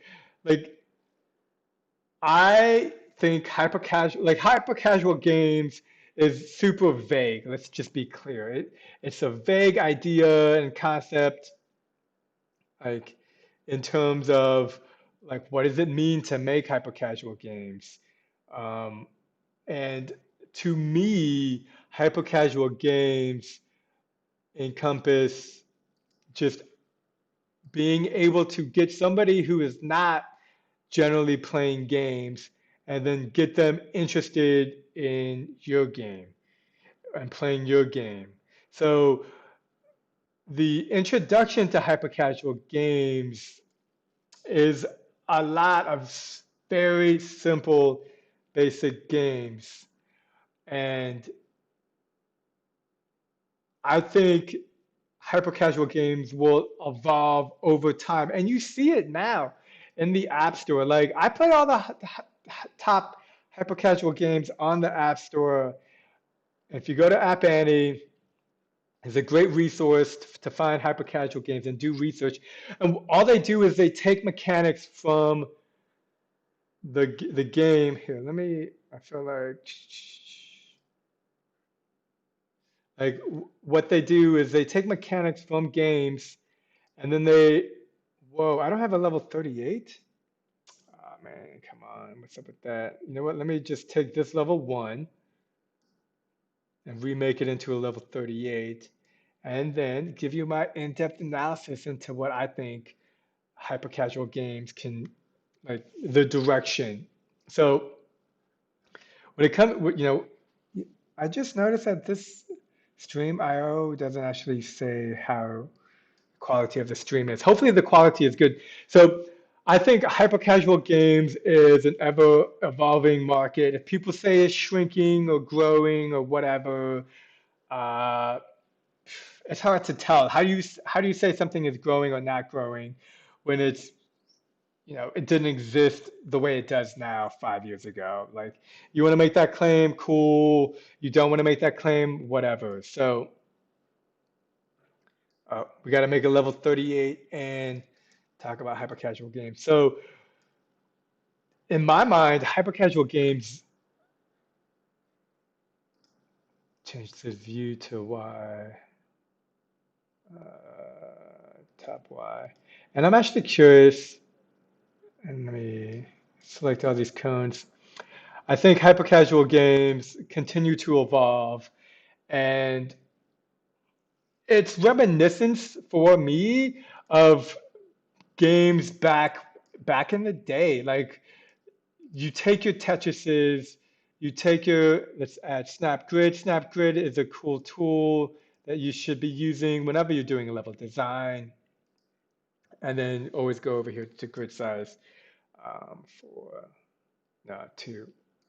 So you take games like Pong, Space Invaders, Pac-Man, all the retro games from the 70s, from the 80s. Okay, you take those, and they all had basic gameplay mechanics, and they were all limited in what you could do. And now in 2020, you are not limited. Like, the the the computer in your pocket that you use to make phone calls is more powerful than all the computers in the early 20th century.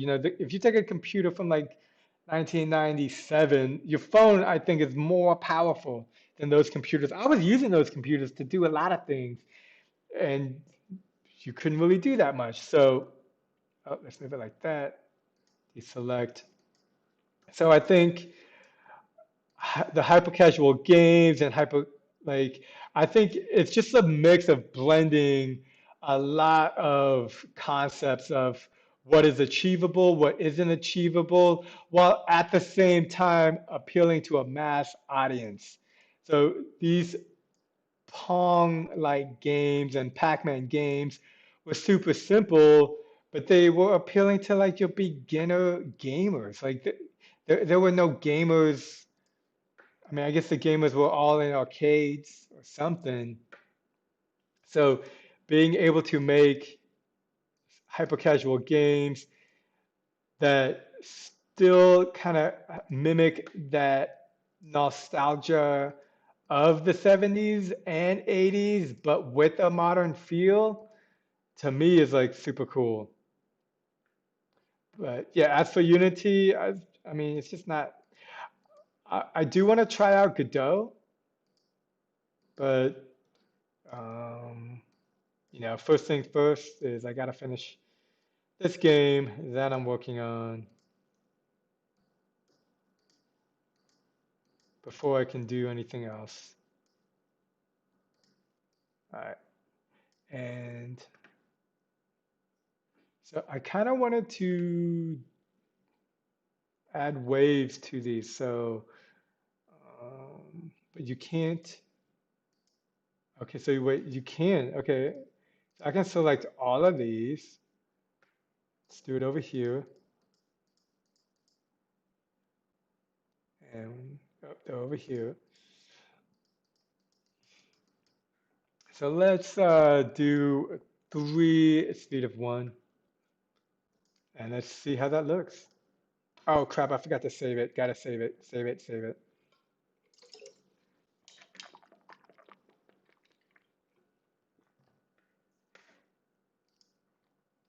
Looks like my battery's going up. Sometimes my battery goes down. I don't know why. Okay, so look at this. So obviously that's not cool. So everything looks like it's all at the same XY. Even though some of these don't even spawn until later. So that's not cool. I thought that'd be cool.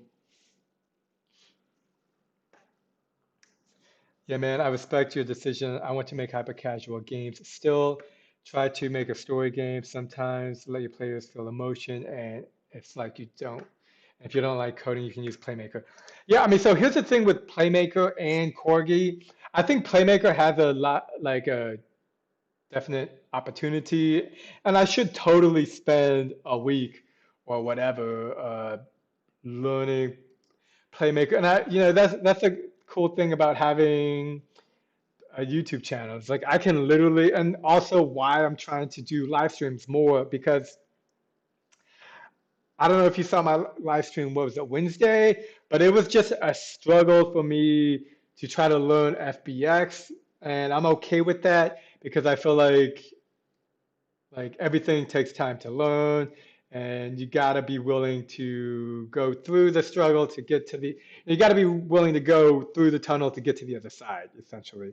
And if you're not, then anytime you ever meet any kind of frustration and you stop and never continue, well then and then you wonder why you never get anywhere. Well, it's because you're stopped after for after trying for like a week or even a month. So, but yeah, I don't know, man. Like this game, I think is a really good example in terms of story because like I try to make it feel like this little ball is going through this entire world.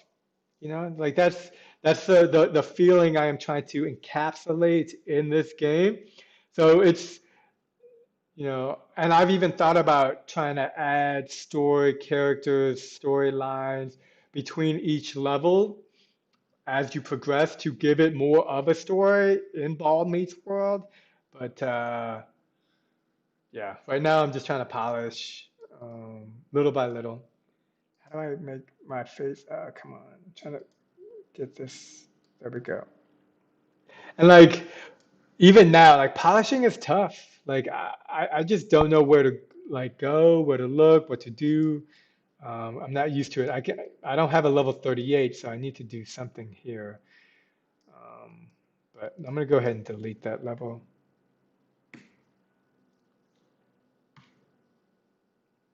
Maybe I can grab one of these. What's level 13?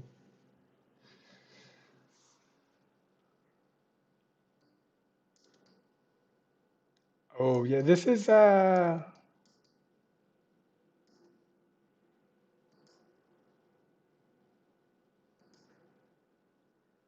right, let's practice level 39. Okay, so level 39 is cool.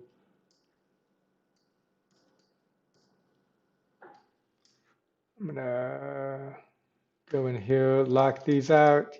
And I'm just trying to add a little bit more of like a little bit more to each level.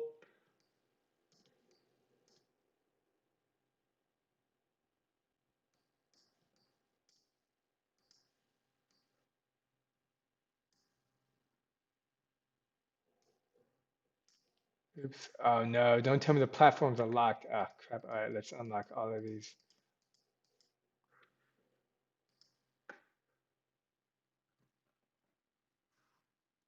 Yeah, and Godot is supposed to be kind of very similar to Python, and Python's supposed to be super easy. Not easy, but like easier than other languages. So I mean, it's all time. It's all like how, and that's what I was saying something at the beginning of this video. It's all how do you focus your time in a way that you know that you're learning something and still continue to grow as a game developer. So I think the biggest thing anybody can ever do is like trying not to be negative about one's own perspective of time.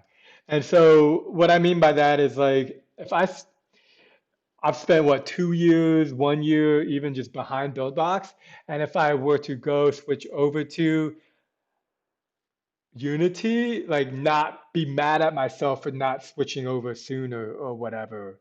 Um, ask Asano, hey, what's up, man? How's it going? Welcome. Making a game is like 60% of the actual game. 40% is polishing the game. Yeah, exactly. You know what? I would even go, even when you're done with that 100%, you've only then completed 50%. The other 50% is marketing, right? Like even after you finish and complete a game, you're 50% done. The other 50% is marketing. Like, are you doing screenshot Saturdays to Reddit? Are you doing something on Instagram? Do you do something, right? Like, so, and that's literally why I even have a YouTube channel, and so that I can begin something in terms of helping to communicate my development of a game. And I've had this YouTube channel for like 3 years, and it's not like, you know, I am lucky enough to have worked and had a full-time job and done all the things like, and nothing related to the gaming industry, but it's enough to, oh crap. Crap. That didn't work. Uh, just trying to get things organized. Sorry. What was I? Where was I?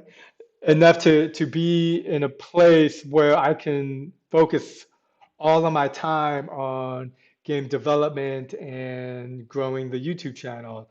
So, it's like I don't think there's a right or wrong way. That's just me. I don't think you must use Unity, you must use Godot. I think as long as you just continue to grow, then you're on the right track.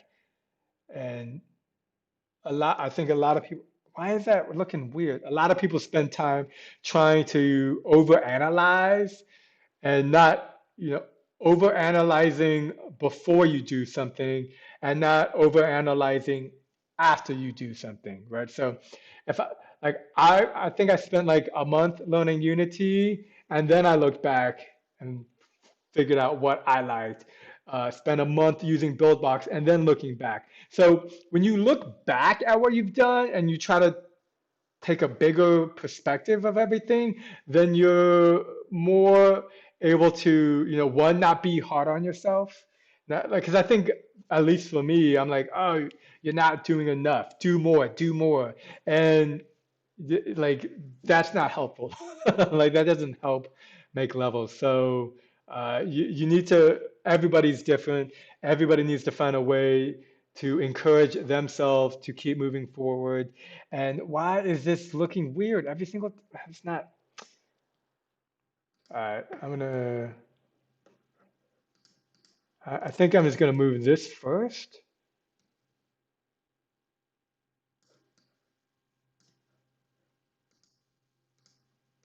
Yeah,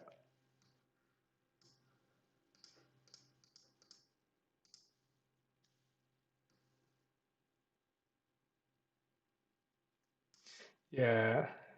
And go here. I'm gonna hit Control Z. I'm trying to find the best way to Control Z to change to move everything while still using the snap grid.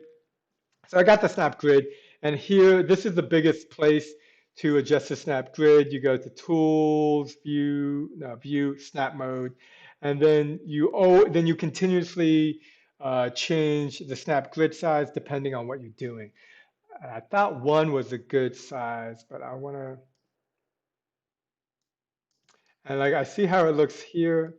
So I just wanted to have that same look here. But this one looks off. Actually, these two look off.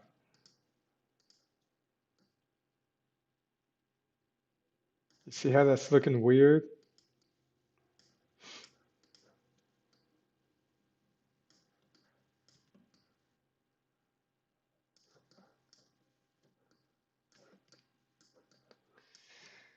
Uh,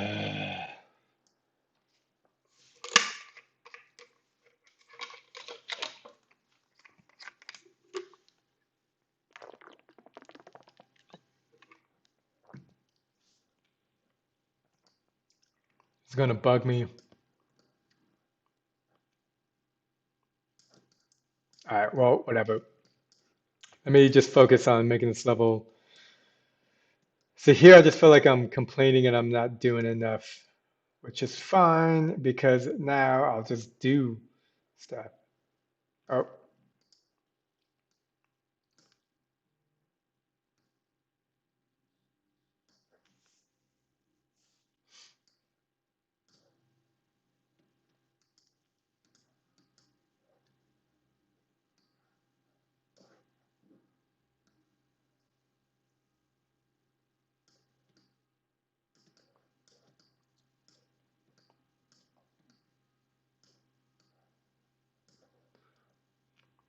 so I'm gonna mix or adjust the cubes on top of everything later. And right now I'm just kind of setting up the platforms so that you're not going in a straight line, essentially, is the primary goal.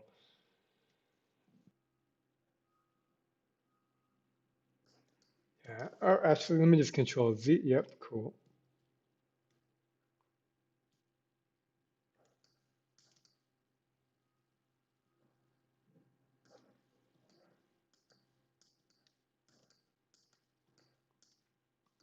I feel like these look good.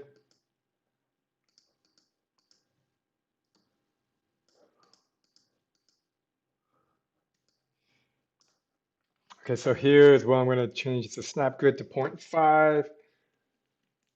Ah, yeah, 0.5. Ah, stop. Whoa.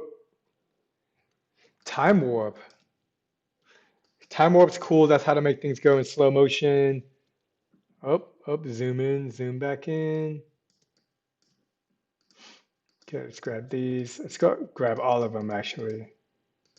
And so now they're going to be moving 0.5. Might as well grab that too. And there we go.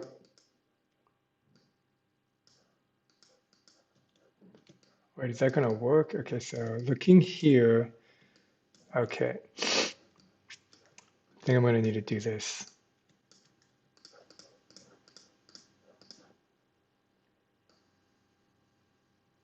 Cool.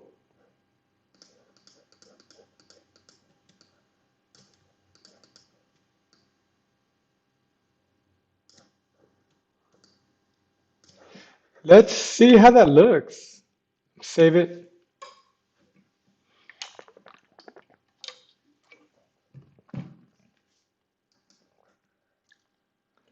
I mean, I feel like all this is super, how do I say, boring, but like, oh man, so needed. So important. See, I don't like that when you can touch the enemy object and not die. Like this is, it's like that's a fail on the if collide. Like that, come on. That should not be happening right now.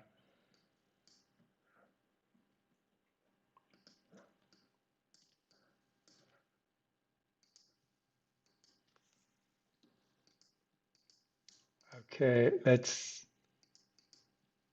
want to move it to 4.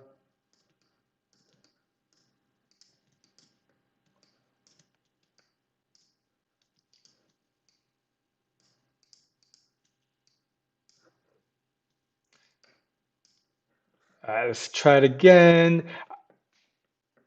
I just felt like I died too easily, and since we're making hyper casual games here, oh my God, look at that frame rate. It's crap.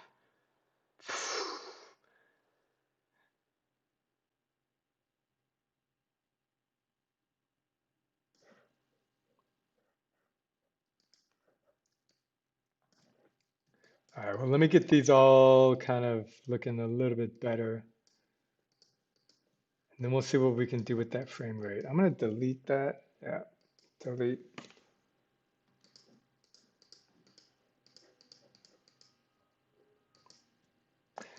I feel like minimum 40. Delete these. I mean, we're at level 39, so, you know, still don't want to make it too difficult, but I look at it like I never underestimate how difficult the game is for somebody else.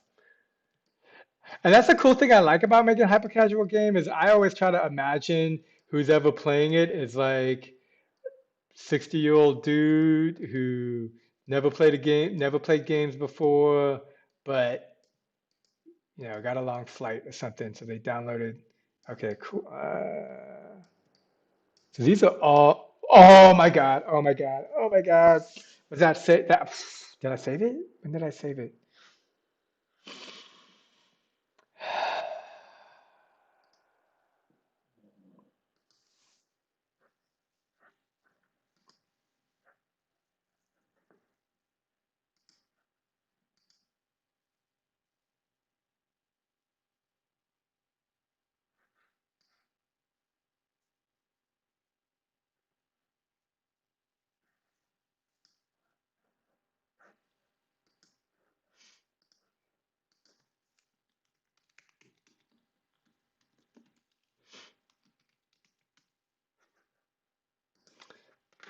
Man, up, cancel. What are you doing? Open. I hope I saved it. I mean, I've been pretty good at saving, so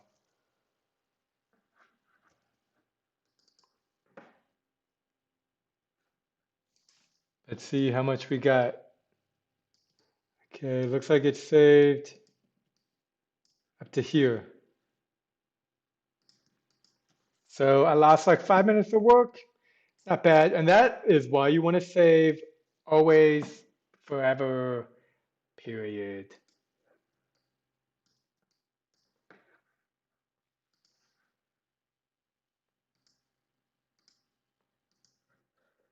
Oh, ooh. I'm gonna play that game this weekend. That game and this one. Beat the Dance. This one looks cool. Yeah, look at that. That looks cool. Okay.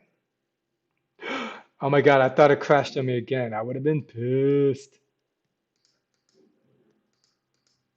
Okay, let's go back up here. Okay, it looks good. All right, I'm gonna try to go fast.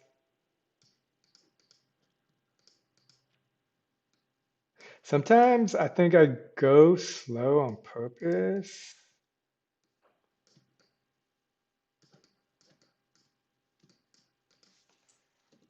And I think it's because if I go slow, I think I'll take my time. But honestly, I think I'm just going slow because I'm lazy and I don't want to do anything. Does that make sense? No, probably not. All right, let's get rid of some of these. And I'm going to save it because this is where it crashed last time. Hello. I know you're making your own game right now, but can I ask you a question on an issue I am having? Hey, Tiffany, of course you can ask me a question on an issue you're having, and if I can help, I will. And if anything, I will definitely always try to point you into the right direction.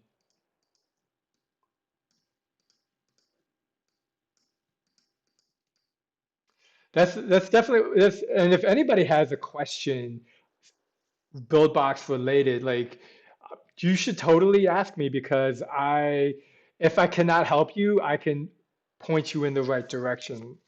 Um,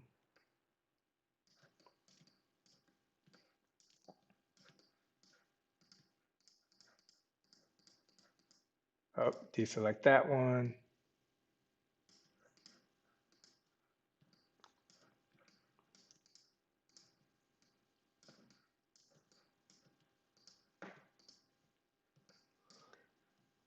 Cool. And go back here, grab this.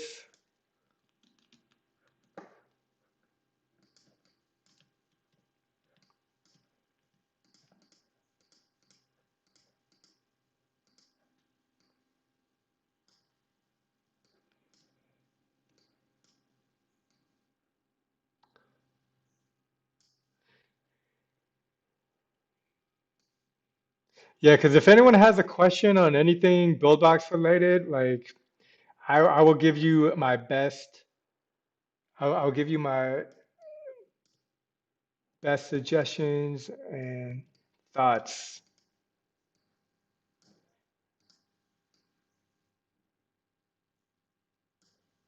Whoa, that was looking weird.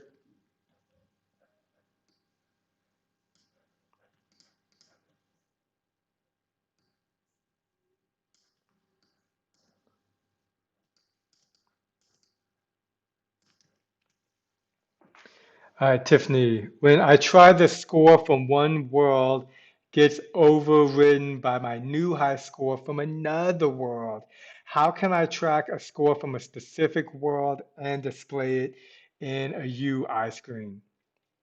Okay, so that question has multiple parts to it. Um, and I think a good way to be, begin it is how many worlds do you have and how many separate score systems do you have? Because from your explanation, it sounds like that there's two different scores. There's your new high score, and then when the score from one world gets overridden by a high score from, so you have at least two different worlds with two different high scores. So if you could just try to explain a little bit more of what you got going, because uh, the general rule, specifically in Buildbox, and I would even say like a good example is Buildbox 2, is that you have like one score period, and that's a global score. I think there's even like a score manager. Let's go here, go in the UI screen, and if I were to like grab a label here, label here, and then you go here, score. So here you have multiple things going on. You have your current world, your 3D original world, and like, I guess level one. What is that? Level one. So you have a separate score for every single world. Then you have the best. So you need to pay attention to these. And it sounds like you got multiple things going on here. When I try, oh wait, I have a distance-based game. Do you know any way to display high score per world in a high score system? So you know what? Let me go ahead and delete this. Let me save, and let me get a game that I made that has. Let me grab an example for you. Let's do this. Rolling balls. This game is out. I have three worlds. Each is different mode. I track current distance and best distance in each. Okay, so here's a game.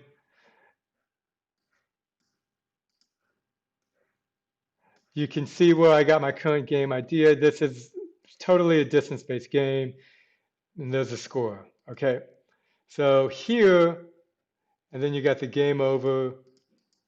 So here you have the UI. Now, what you're talking about is when you basically you need to organize your labels better. Because if you have it in one world that you get a new high score, your labels are just not set up properly. And what I mean by that is if we go here, and you go to score, like you may need to have a separate UI for each world. And in that UI, you may need to have score like for the world and the best. So you just need to take a step back and maybe even use post-it notes on what is showing where. Because it just sounds like you just need to organize it a little bit better. Because if you have a, what was the example that you gave? Hello, I know distance-based game. Do you know a way to display high score per world in the score screen? Yeah, so I think you just need a separate UI for each world. And then in that UI, label, if you have the free, you may not be able to have multiple UIs, so that uh, then you might need coding. But here, it's all done here. Here, you're going to need to know what world. And I usually just use current because I don't do the setup. I haven't done a setup like you have. But if you have multiple worlds with multiple high scores, then you're just going to need to have a separate UI that has the world and the best world points there. Um, but that makes me wonder if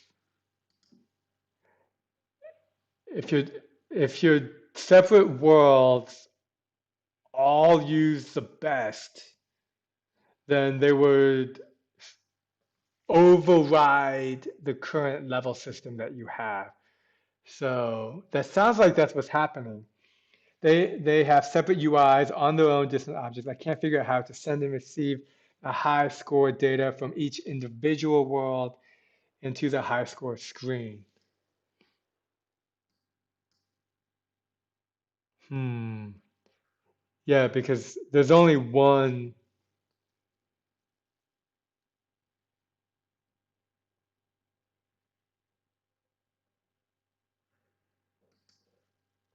I mean, I feel like. Oh, wait, so is there a separate UI that shows the best scores? Okay, so you're trying to show all the separate scores on like a single page?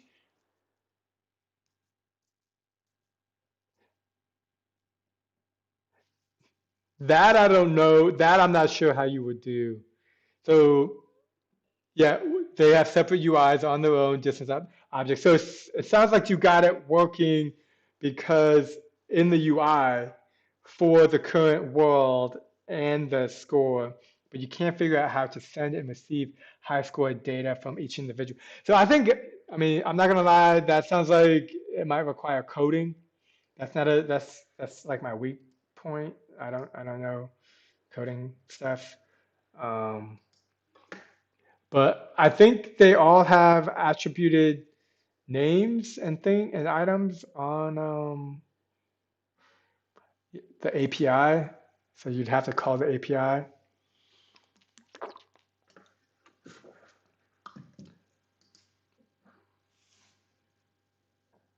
Yeah, a single page with all the scores, you're gonna need to code somehow because what you're gonna need to do is assign values.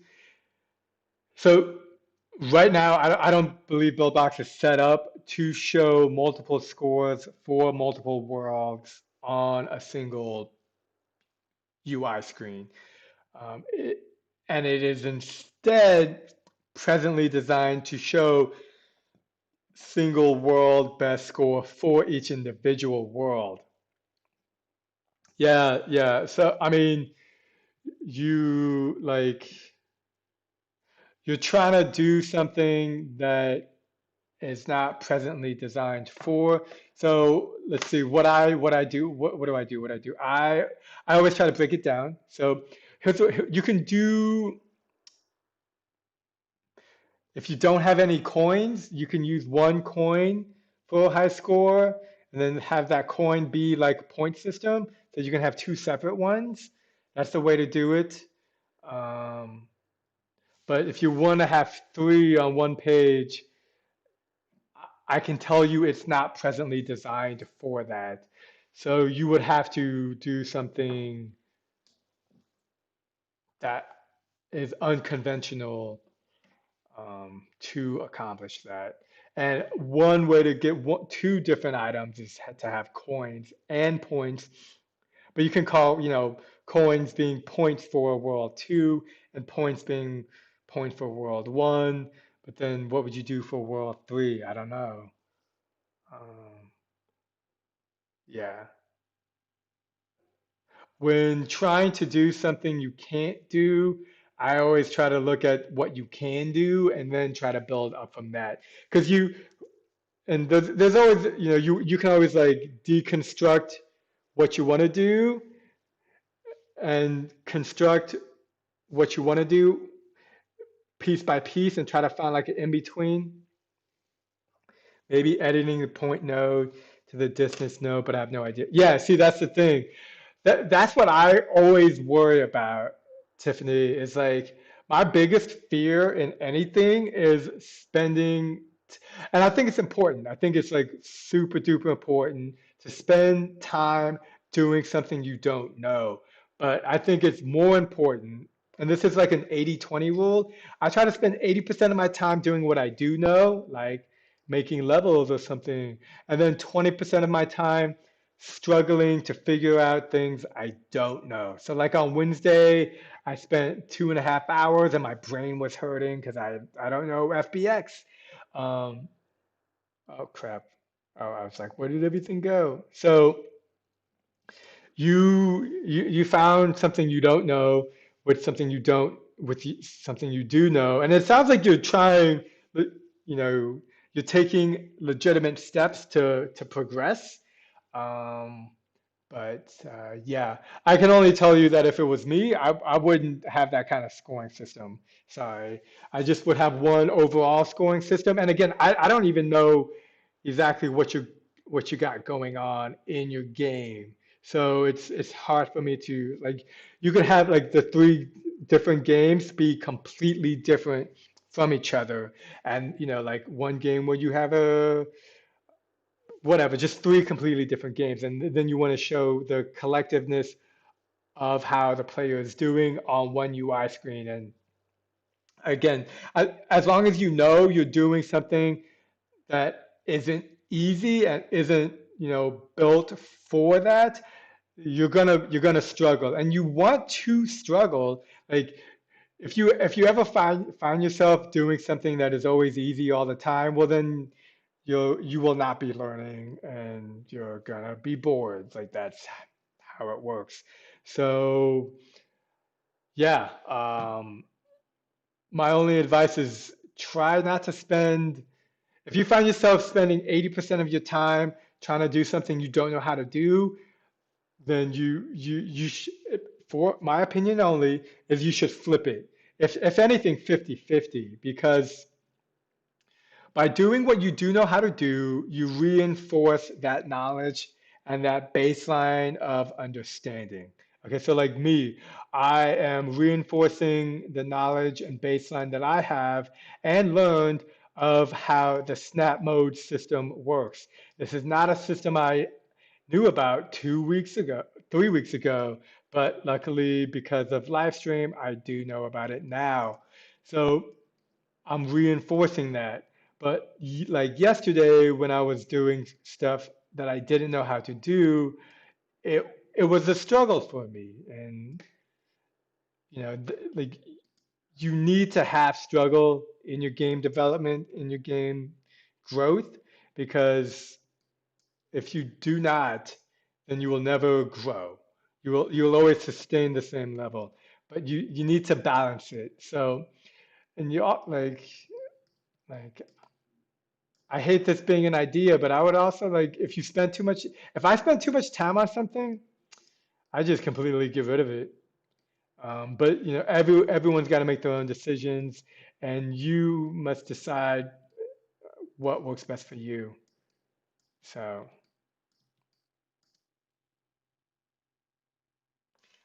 That's what I was thinking. Maybe editing a point node to store the distance, but I have no idea. Yeah, I mean, like, look here. If we go into this UI node and I grab this, oh wait, and there's, oh, you know what? Let me look here. Player point. So here, look. If you go into here, you want to look at these attributes. So here, this PC attributes point coins collected. So this is super valuable. Okay. And then you go here, go to the Buildbox API. Yeah, so that's the thing. It's like, how much of a while have you been trying to figure that out? If and everybody's just different, and you learn and you grow, but like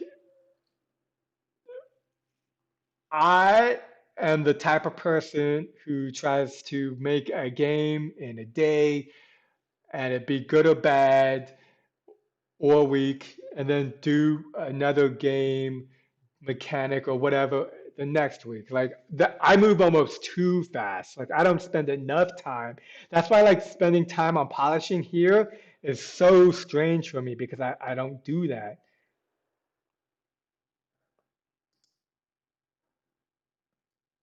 So look, I'm going to the points API and I'm going to the Buildbox API and I'm typing in points.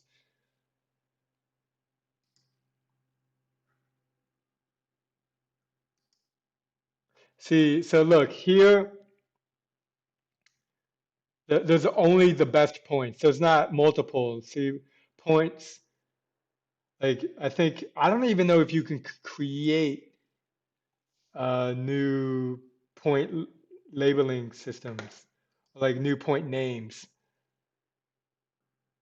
See, because it's all referenced up here.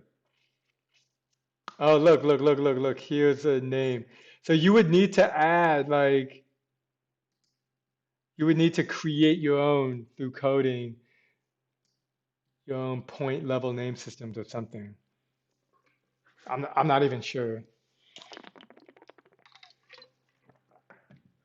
And also, this is a good point to mention, like, and another reason why I really like hyper casual games. Like, hyper casual games are supposed to be super simple. I think they're growing in terms of the simplicity and they're adding more complex things to it. But um, yeah, I hope if you figure it out, let me know.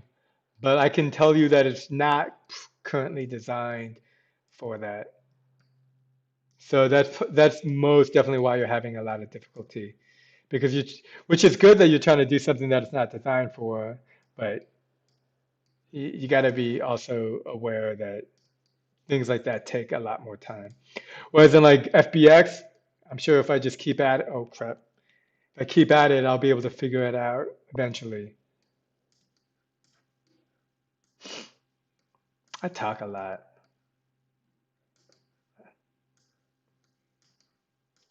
I mean, I guess I am quarantined in a house that I don't leave for the last 2 months. I don't even know how long I've been here.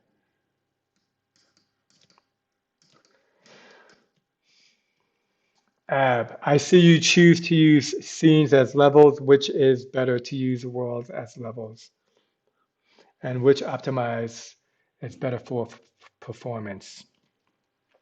So I think using worlds as levels is better for performance, um, especially these, because these are like these levels are huge, and so there's a lot of things that you can do that you can't do. So there's benefits and drawbacks to using worlds, using these scenes as levels. Um, and I primarily did it for speed because I just want to. I'm always trying to be fast, and for performance, it's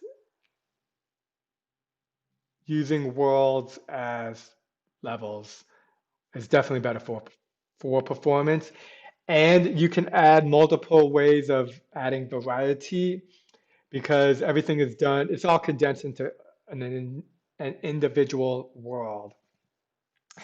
I am unconventional because me personally, I am always trying to push myself, push the limits of Buildbox, um, and finding like on Monday, my frame rate was super low, and that was because I had all these cones.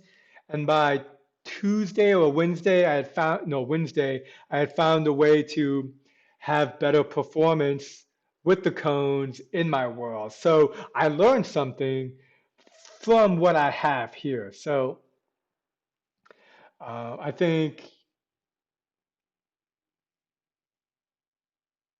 whatever you do, as long as you do it, is better than nothing. But if you're looking specifically at performance, I think having individual worlds are great. Also, um, I hear people all the time talking about how you can't make a game with like one world, and I just don't believe that to be true. So I think that was also one of the reasons why I went down the path of making all this into one world. And I'm also pretty knowledgeable that if I wanted to just spend a day and have 50 worlds and like I could do that. Like I could do that. But I'm not going to. Ah, sorry, time to stretch. I like, I don't know, I did some exercise 2 days ago. I exercised 2 days ago and I'm still sore. What does that mean? It means I'm out of shape. Ugh, this COVID has got me. Yeah. But yeah, if performance is an issue, multiple worlds is the way to go. And I just didn't do it because I'm the type of dude who just like I'll test the crap out of Buildbox. You know what I mean? Like my games push the limits. Like, and if it's slow, then I'll spend a day to like try to fix it. Okay, that looks good. That looks good. Yeah, good question. And it's even the fact that I found ways to optimize the game on my own because I'm using a single world. Stuff like that I think is cool. Like when you just learn, I mean, it sounds silly, but like when you're just like learning things, and I have like a bad memory too, like I forget things all the time. So being learning things, how's that look? Uh, Sometimes I'm picky, sometimes I'm not. I know.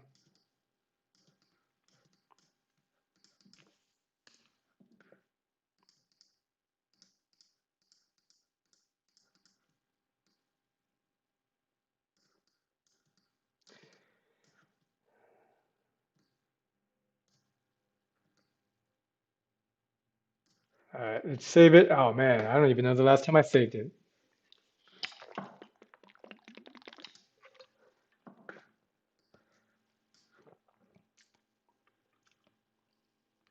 I feel like this is too difficult. Why? See, like he's not dying. See that? Oh, not now.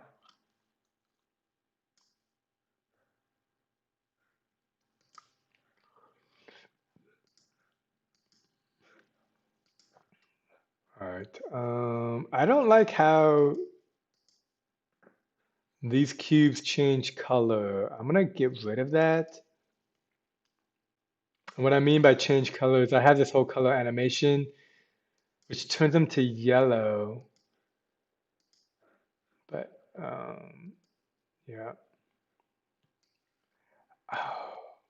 Some of these, like, I'm so tempted to make like 100 levels. That's why I gotta stop. Eventually, you just gotta move forward. Why is this a wave of one? It doesn't even move. Wave vector of 1? What's going on here?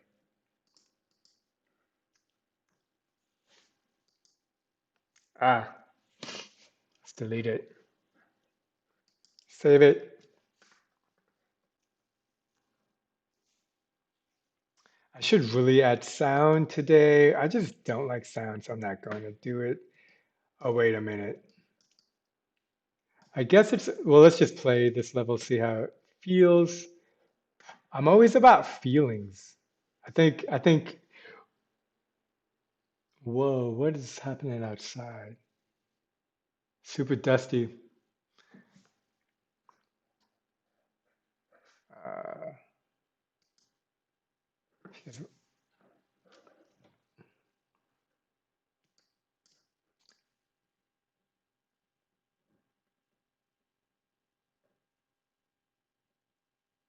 oh, you know what? I made so many changes to the cones that I don't think these even work anymore.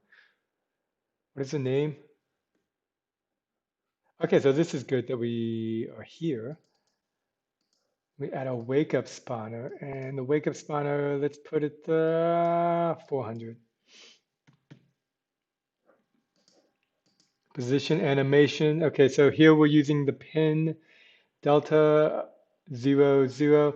Okay, so I'll need to program the movement in the level, in the level. So let's go here and let's select all these cones. Okay, I'm gonna go like this. Hopefully this is a better way. Cool, and we got all the cones. Okay, look here. So these all have movements. 2.75y. I'm gonna delete that to make it none, just to be safe. Let's save it again, and then we can test it.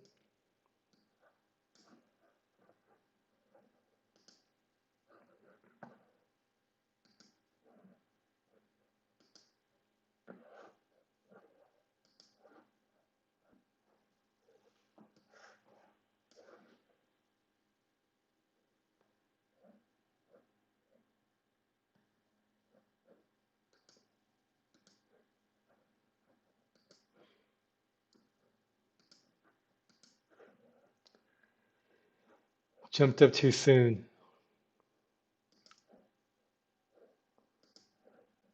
Wake up. Let's go back to 350.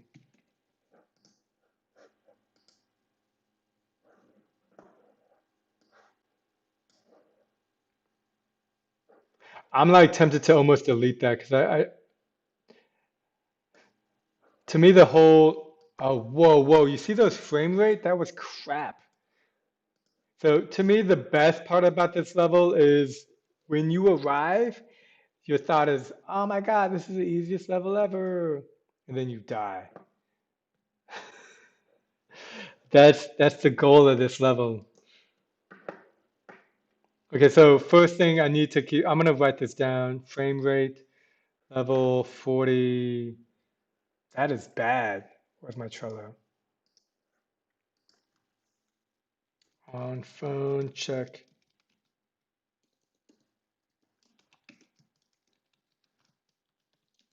Okay, gotta make these little notes because my memory, and I guess it's a good thing that I think my memory isn't that great because then I write a lot of things down all the time. I have like a billion post-it notes everywhere. Like, look at that. Like, these are all post-it notes. So I just write everything down everywhere. And yeah, 24, 40. I feel like it even goes up a little bit too high, maybe.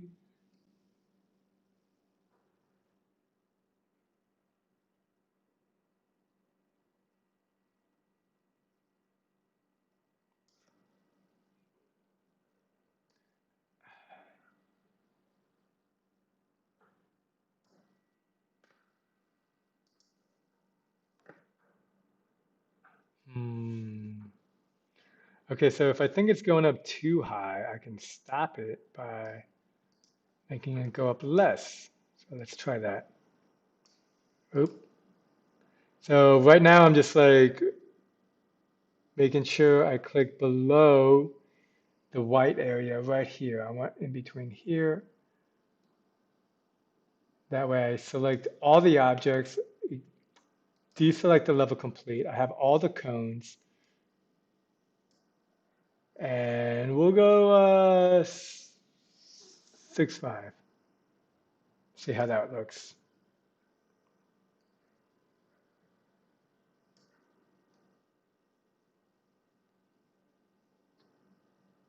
I mean, I still feel like it's still in there. I'm gonna try 0.5.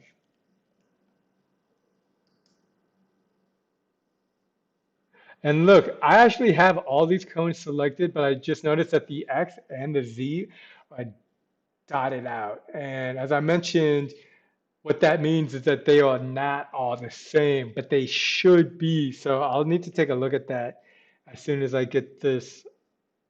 Yeah, okay, so that my main goal was to make sure it's not floating above, and the fact that I can see it right there means that it's not. I'm kind of tempted to delete that one on the end just for a better look, but even looking,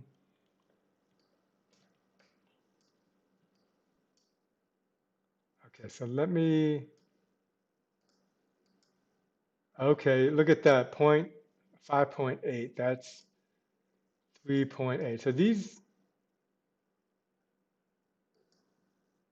I thought there was a scale, but they're actually the position.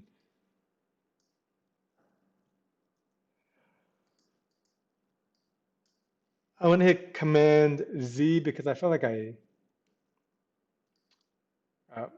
okay, I thought I accidentally copied or pasted something. Let's remove these outliers, the ones on the edges. I think that'll just look better.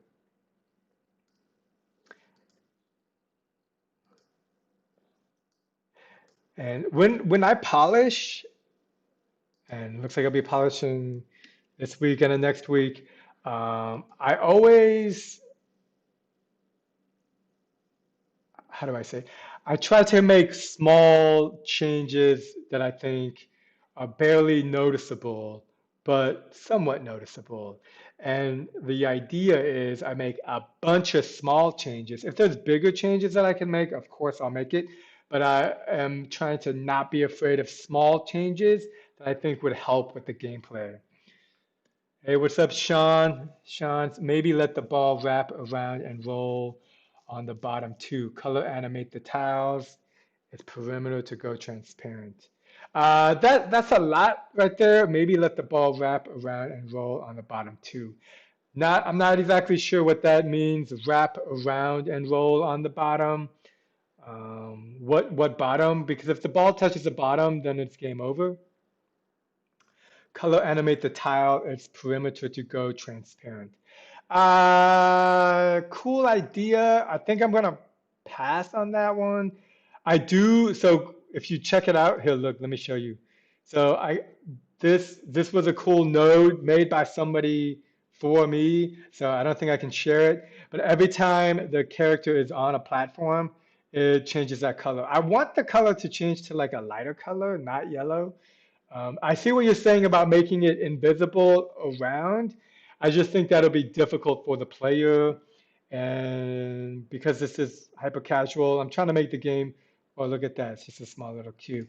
Trying to make sure the game is very easy.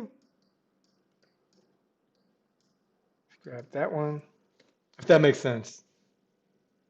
That's why I haven't published the game yet. And I mean,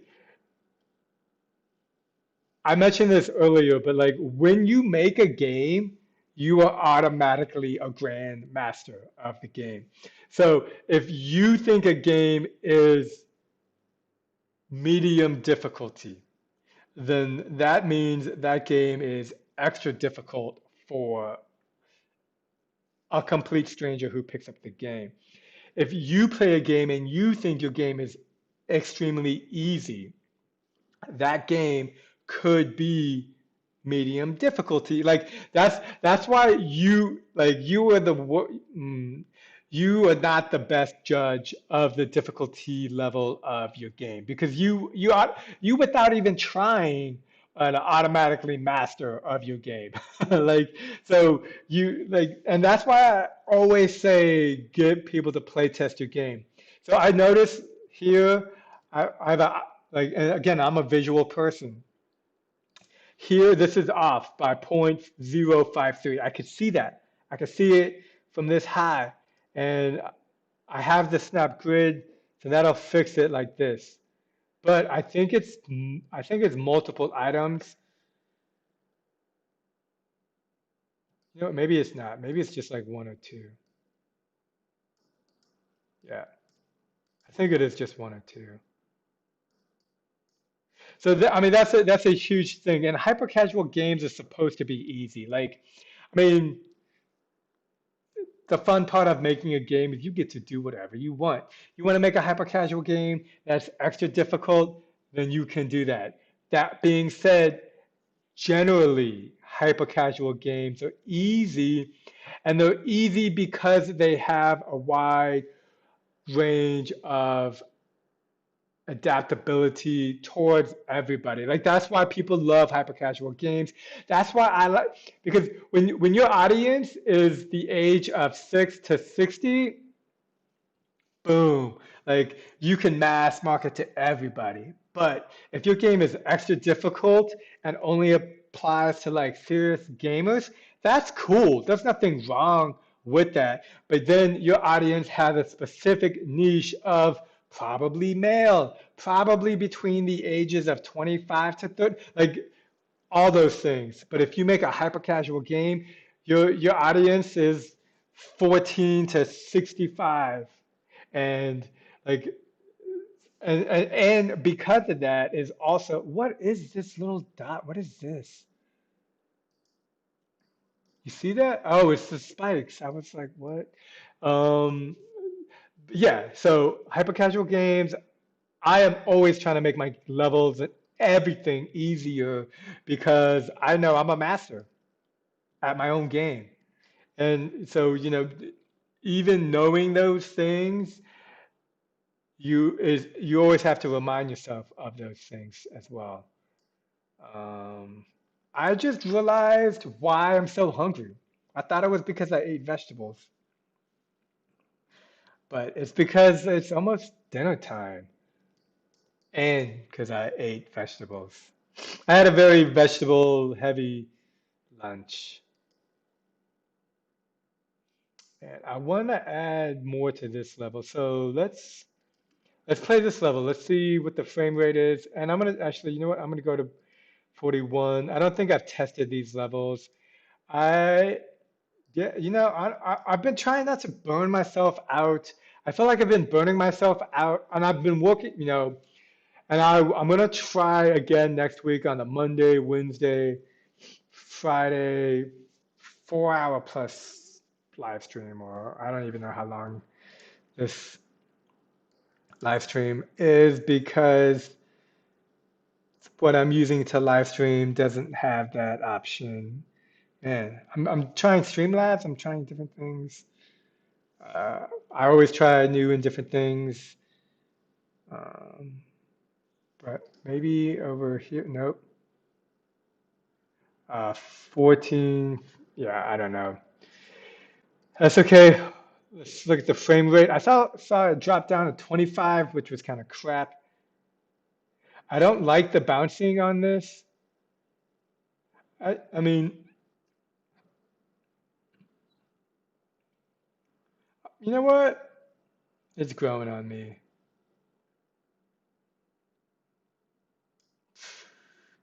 I should have died there.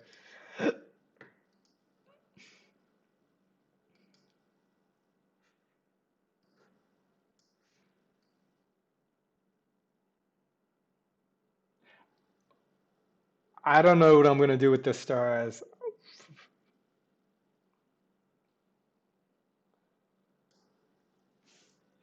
Tiffany.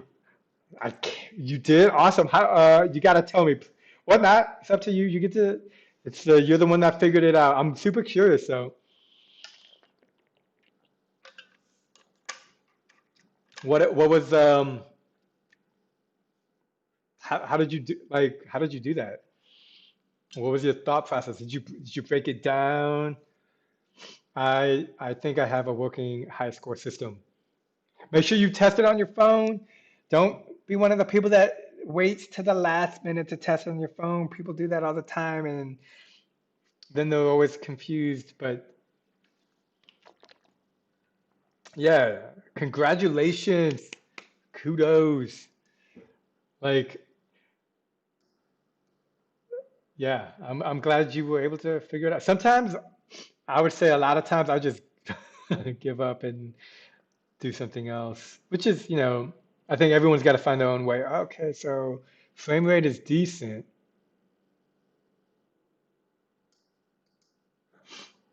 I think I'm gonna make those spawn balls bigger. Uh, by using settings.variable name, you can score the variables that persist.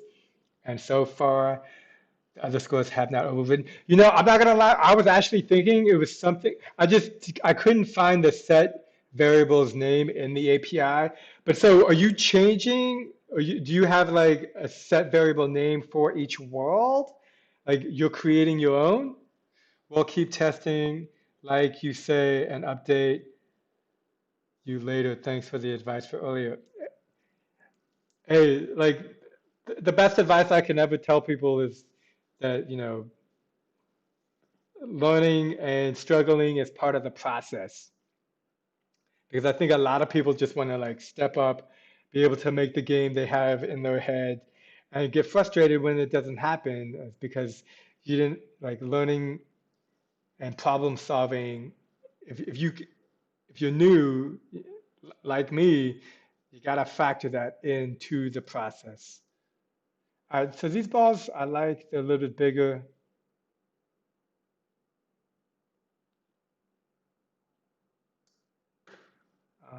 I wanna add spawn.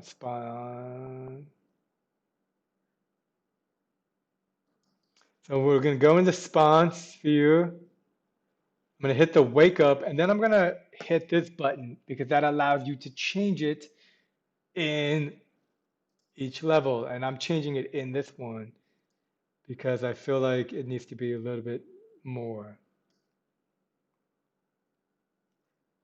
And let's practice it again, or let's test it again.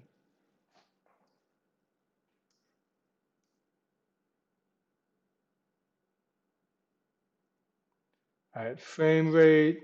Oh crap. I saw it drop to 30. 30 is bad. 30 is bad. Yes, I have different names, sort of. Well, yeah, yeah, that's huge. Look,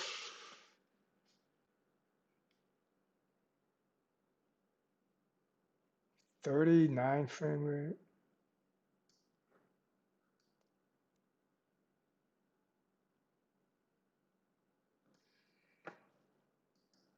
Uh,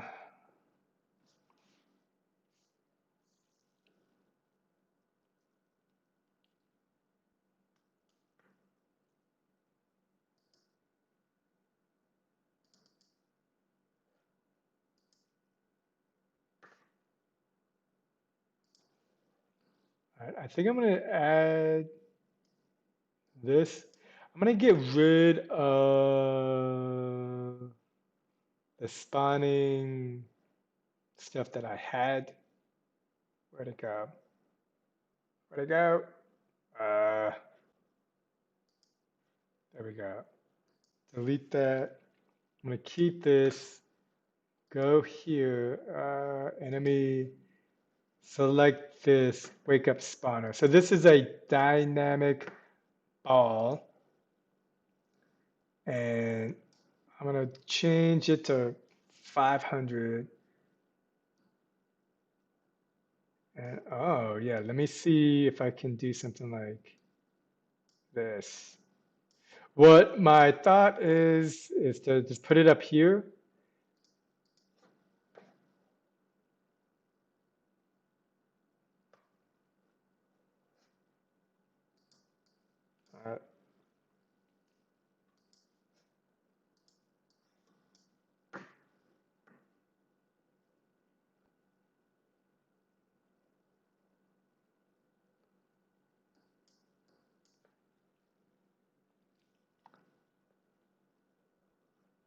Uh, that was kind of cool.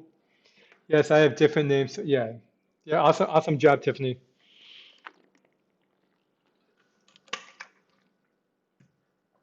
That's nice. It's always so satisfying too. Like when you figure something out, especially, it sounds like you've been working on this for like a while. So yeah,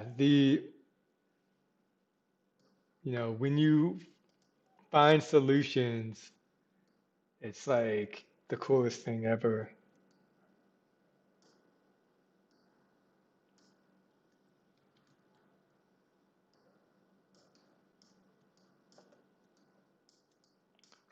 All right, so I think I just want to add these random balls.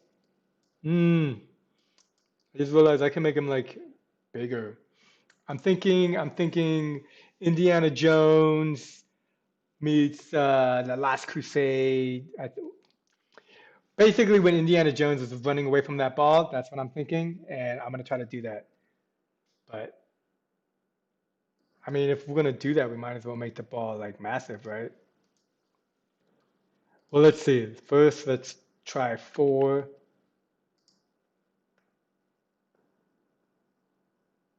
I don't.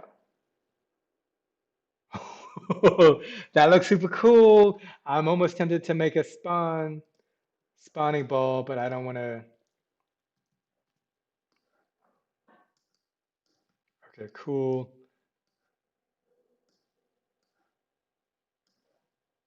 Let's do something like that over here. And I'm going to copy this so that I can paste it later. Put a Y of 45. See how that looks. I bet you they both drop at the same time. Yeah.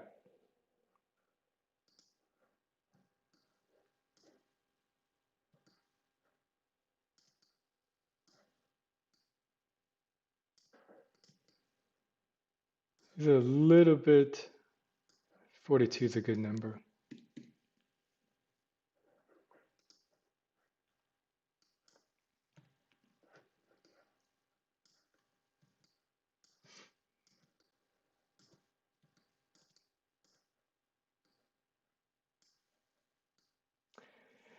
I kind of want this object not to, like it's got a wake up distance. Oh, I think I think the wake up distance does is yeah, you see that? Okay, so the wake up distance doesn't change the fact that it has physics. It's actually not even, oh crap. I just closed the sphere I was looking at. Where did it go? And now I'm not gonna be able to find it again. Okay, this one. So the wake up spawner doesn't do anything if collide remove. Uh, I feel like I haven't used this. So now what I'm trying to do is I'm trying to think of where I have this kind of object in the game because any changes I make here will affect those objects, right? So I know in certain levels I have a dynamic, this ball is spawning. Um, so I need to keep that in mind um, because my thought is if I have, okay, so I can do a couple of things. This, I can set physics. I could change this to kinematic. and then have a wake up spawner and set the physics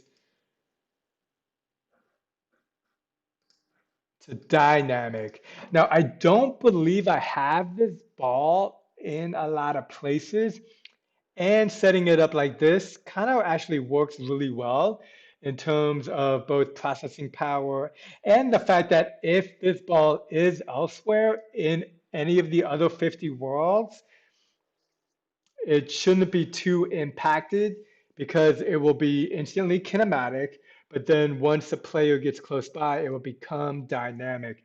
And I don't think this is in any of the other levels.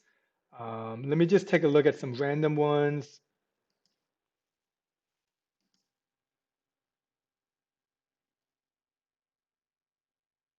Yeah, I don't believe this is.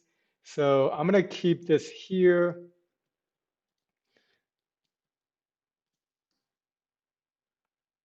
And yeah, let's save it. And I'll be right back. I got another bathroom break. All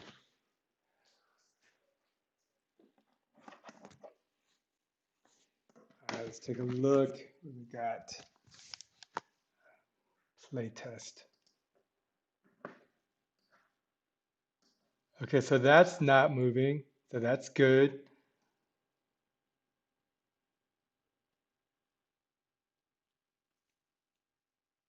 40 frames per second is pretty slow. Ah,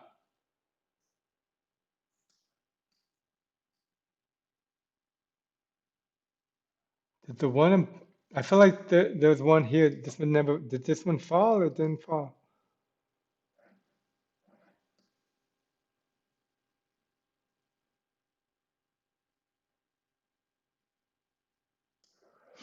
You know what? I need to do something like this.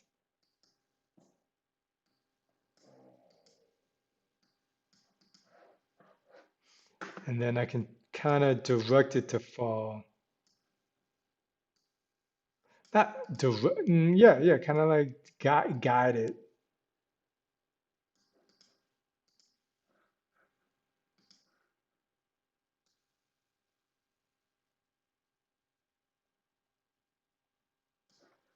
I feel like this one kind of screw that down. Oh, I need to take off the snap mode. Perfect. So I'm trying to have it so it falls and then it kind of like rolls down towards the player. The idea, anyways.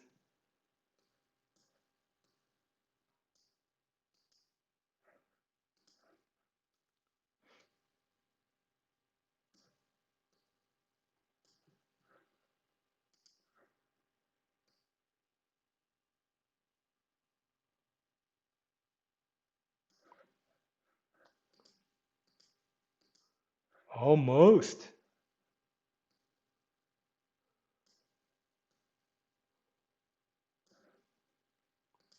I think I'm gonna just put this one out here like this. So it's almost,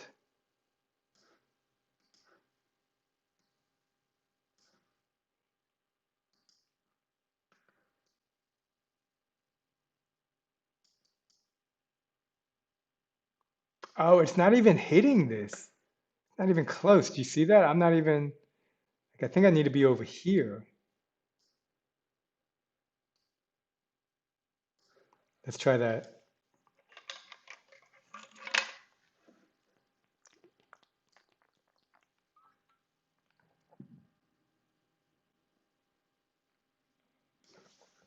It's close. Okay, I need to look at it like at a different angle.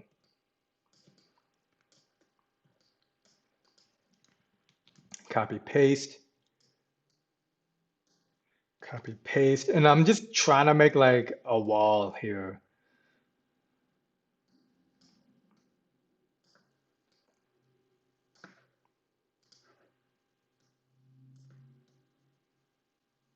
Oops. I mean, like, honestly, even something like, that, even something like that, I think would be good.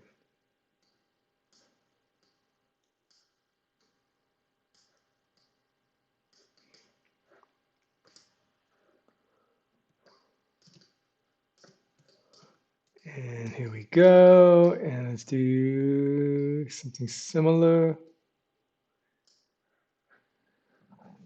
Yeah, save it. I don't even, okay, save it. Oh, geez. We got a slow load time.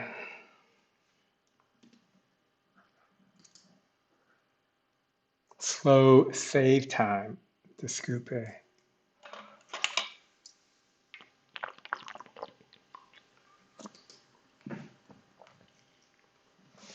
I'm gonna get some more green tea. I'll be right back.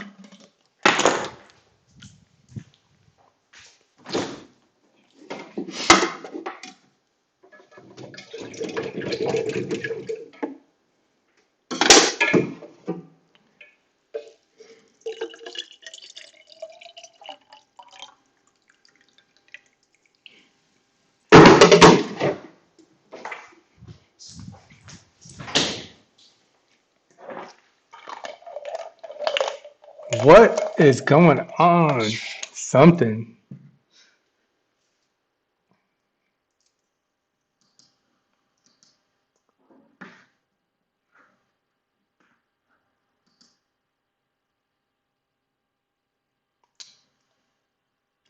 Gotta save.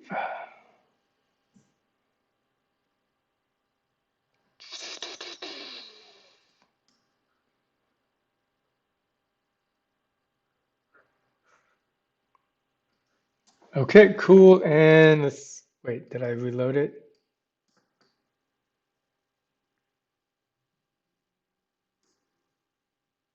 Yes.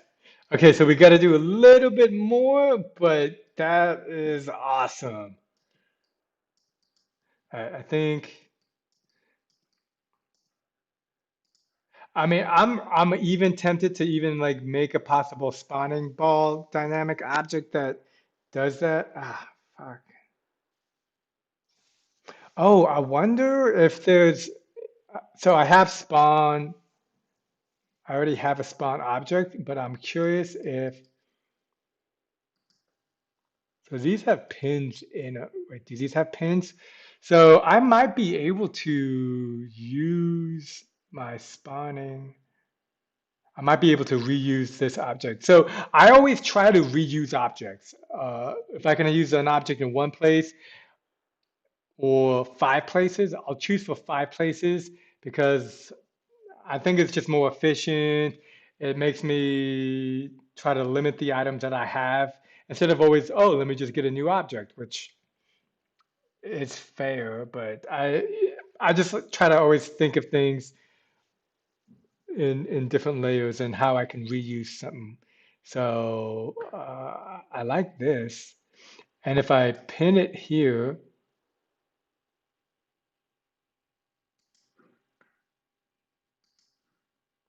this will keep all the saved. Yeah, and then it'll spawn. So the the object in question is the spawn object. But these, and here the spawn, this is that one as y, one below, with the x variance of 2. This should also be 2. All right, I'm gonna, oh, and I can pin these as well.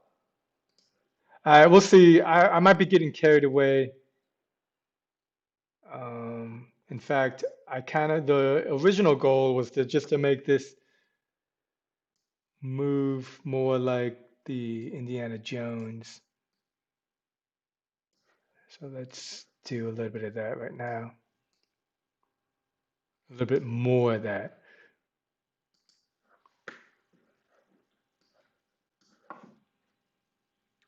Okay, that's cool. Still alive. Go over here. Oh, let me, and then the wake up spawner, cause that the, and you're like, oh, oh, and then that stick knocks it off. I might even get rid of, I think I'm gonna move that stick back. Do something like this.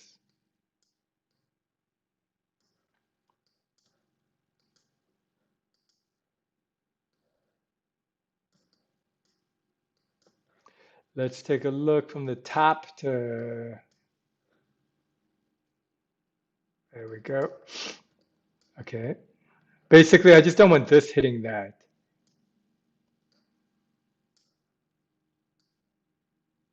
And I want this to be like that. Perfect. Let's test it. So this one happens automatically.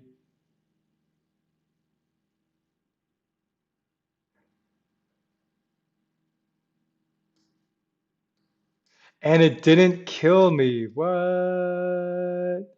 See, that's Buildbox being weak sauce. Something's up. Why didn't it? Like, I wonder if this too. Okay, that took him out. There was still a delay though. Did you see that?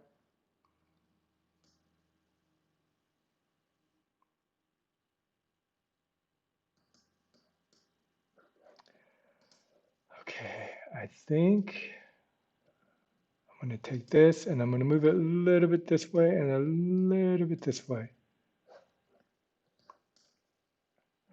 Then copy, paste.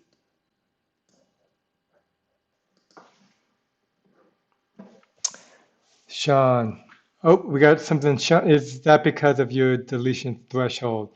Scene delete threshold. It looked like that cylinder was cutting off because the cylinder was long enough to reach the scene deletion threshold, so the object was being removed. I think I missed that. Ah, crap. You're talking about this was it being cut off?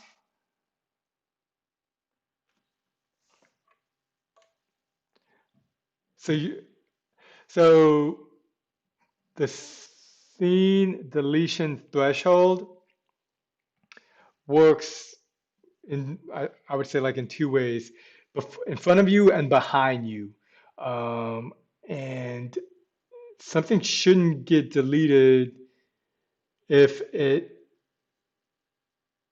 is in front of you because it should be spawning in terms of here. So scene. Oh, so yeah. There's two things. The next scene threshold and the delete scene threshold.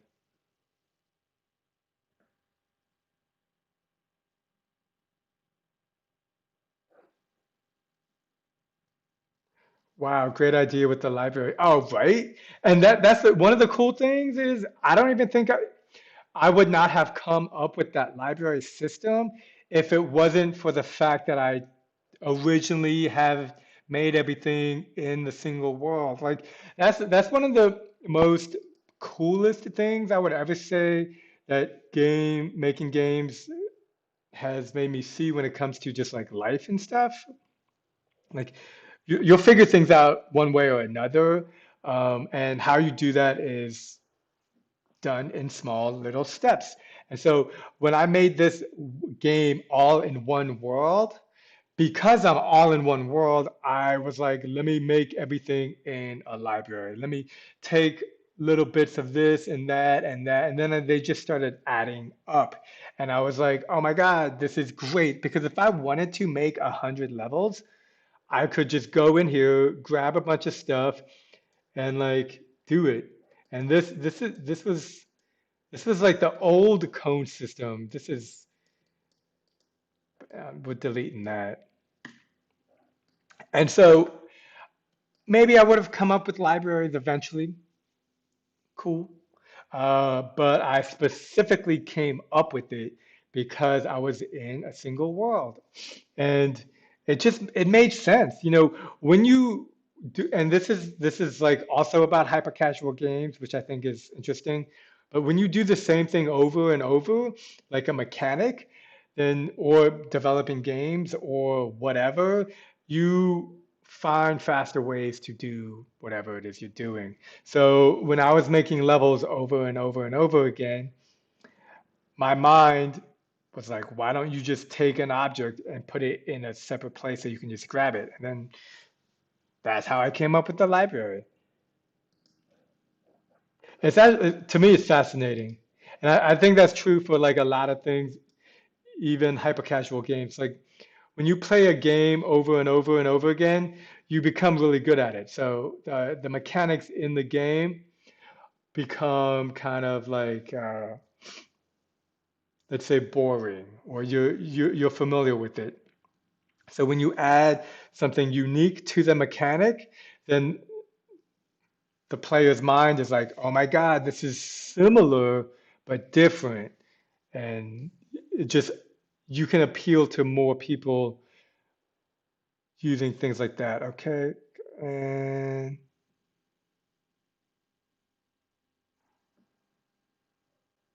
um, I'm gonna go back. I just want to see. Yeah. Okay. So this. Oh crap.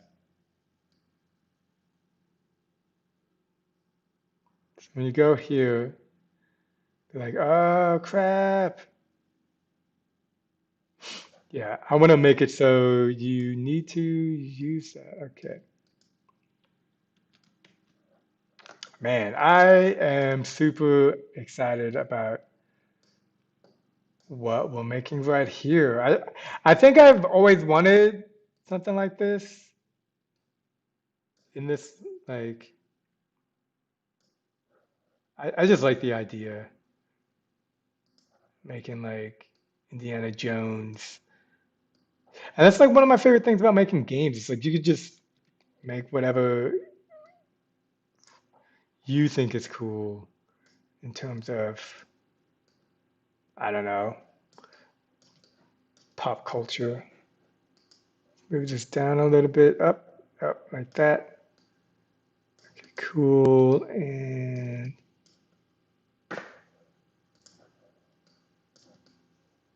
okay, see, they're not connected there. I don't like that.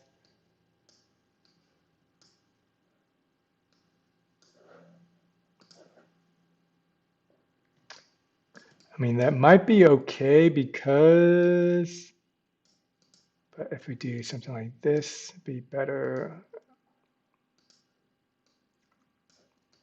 And right now, I'm just trying to make it look good, make it look like everything is supposed to be where it is. Like, make sure this looks cool.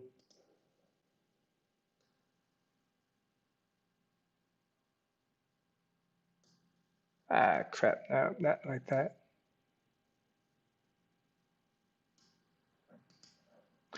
Cool, let's save it and check it out again.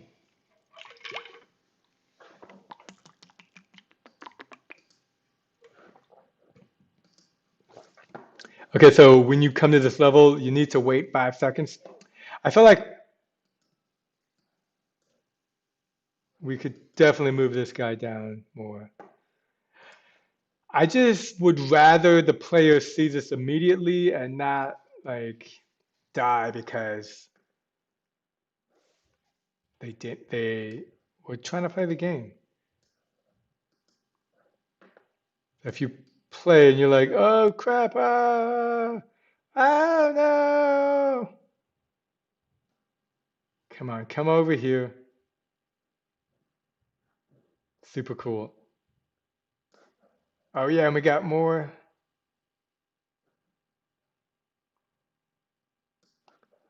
All right, that one definitely needs to be.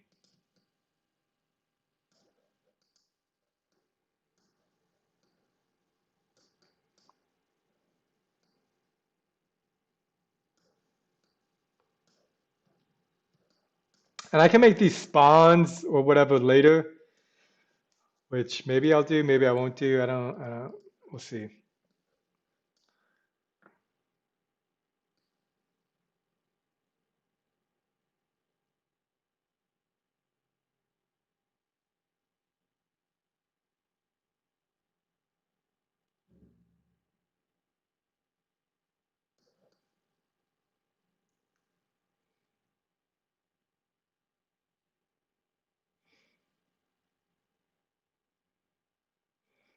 Okay, look right here, that bump is stopping the character from moving up. So things like that are super important. You want to pay attention to because if your player is playing the game and they get stuck, it's your fault or it's my fault. And there's a ways around it, sure, like don't run into that. But again, I'm always trying to find a way to make my game super easy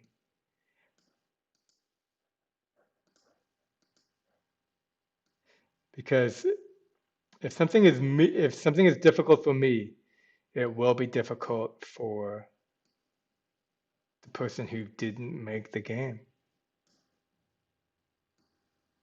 Okay, cool. I see.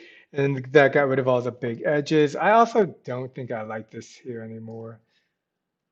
Um, I just don't think it's working. Uh, so I'm going to add it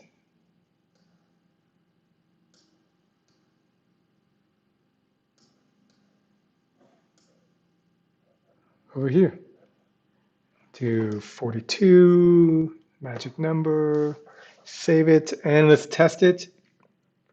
Kind of get a hungry. How is it 6:30? I don't even under. Okay. I thought it was 5:30.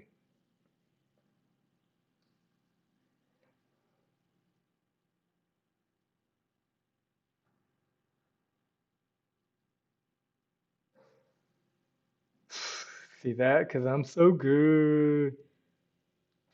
All right, so this other ball should fall.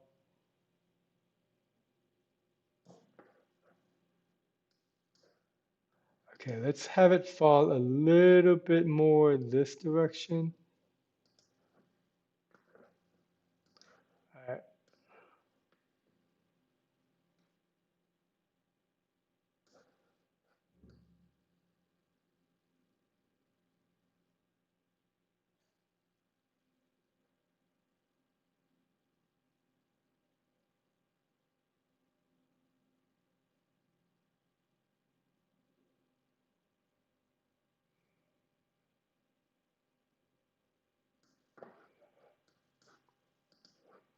cool. I mean, that kind of worked out.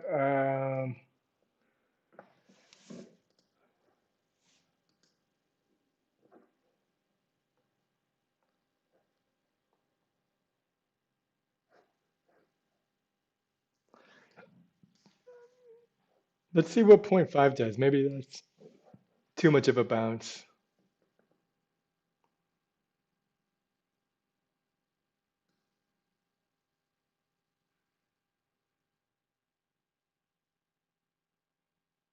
No. Ah,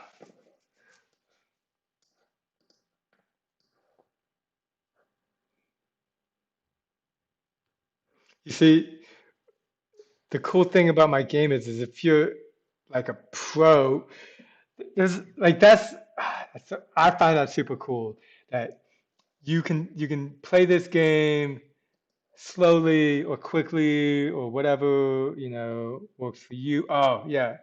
This level this level has a great example of the pins. Let me show you. Then after this I'm gonna call it a day. Look at this. It reminds me of like an accordion.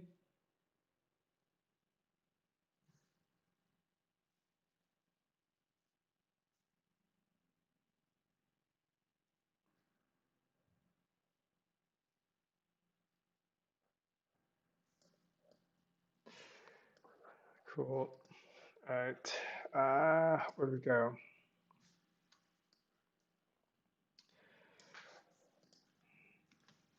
All right, so I think I'm done for the day. I was hoping to release this next week. I'm gonna go ahead and push the release date back a month.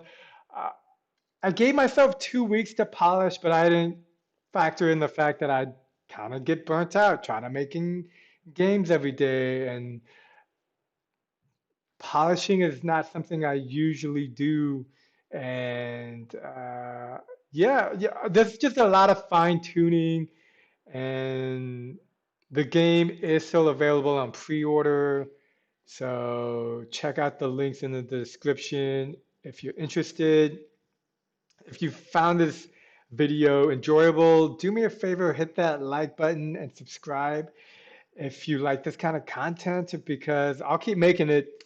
And yeah, the idea of like making a game via live stream and like getting input is super invaluable because you will see things that I don't see, and that will be helpful. And also, when you make a game by yourself, it kind of, I'm not trying to say like it's not lonely, but it's always nice to ask somebody what they think or get people's opinion when you're making a game because like otherwise I would just be, I do think I get things done faster when I work by myself, but I can do those on the off days. But have a great weekend. And if you're playing mobile games this weekend, let me know what games you're playing in the descriptions because I'm going to be playing. What was it? What was the name? I don't even remember. A couple games on the App Store. But until next time, stay safe out there and peace.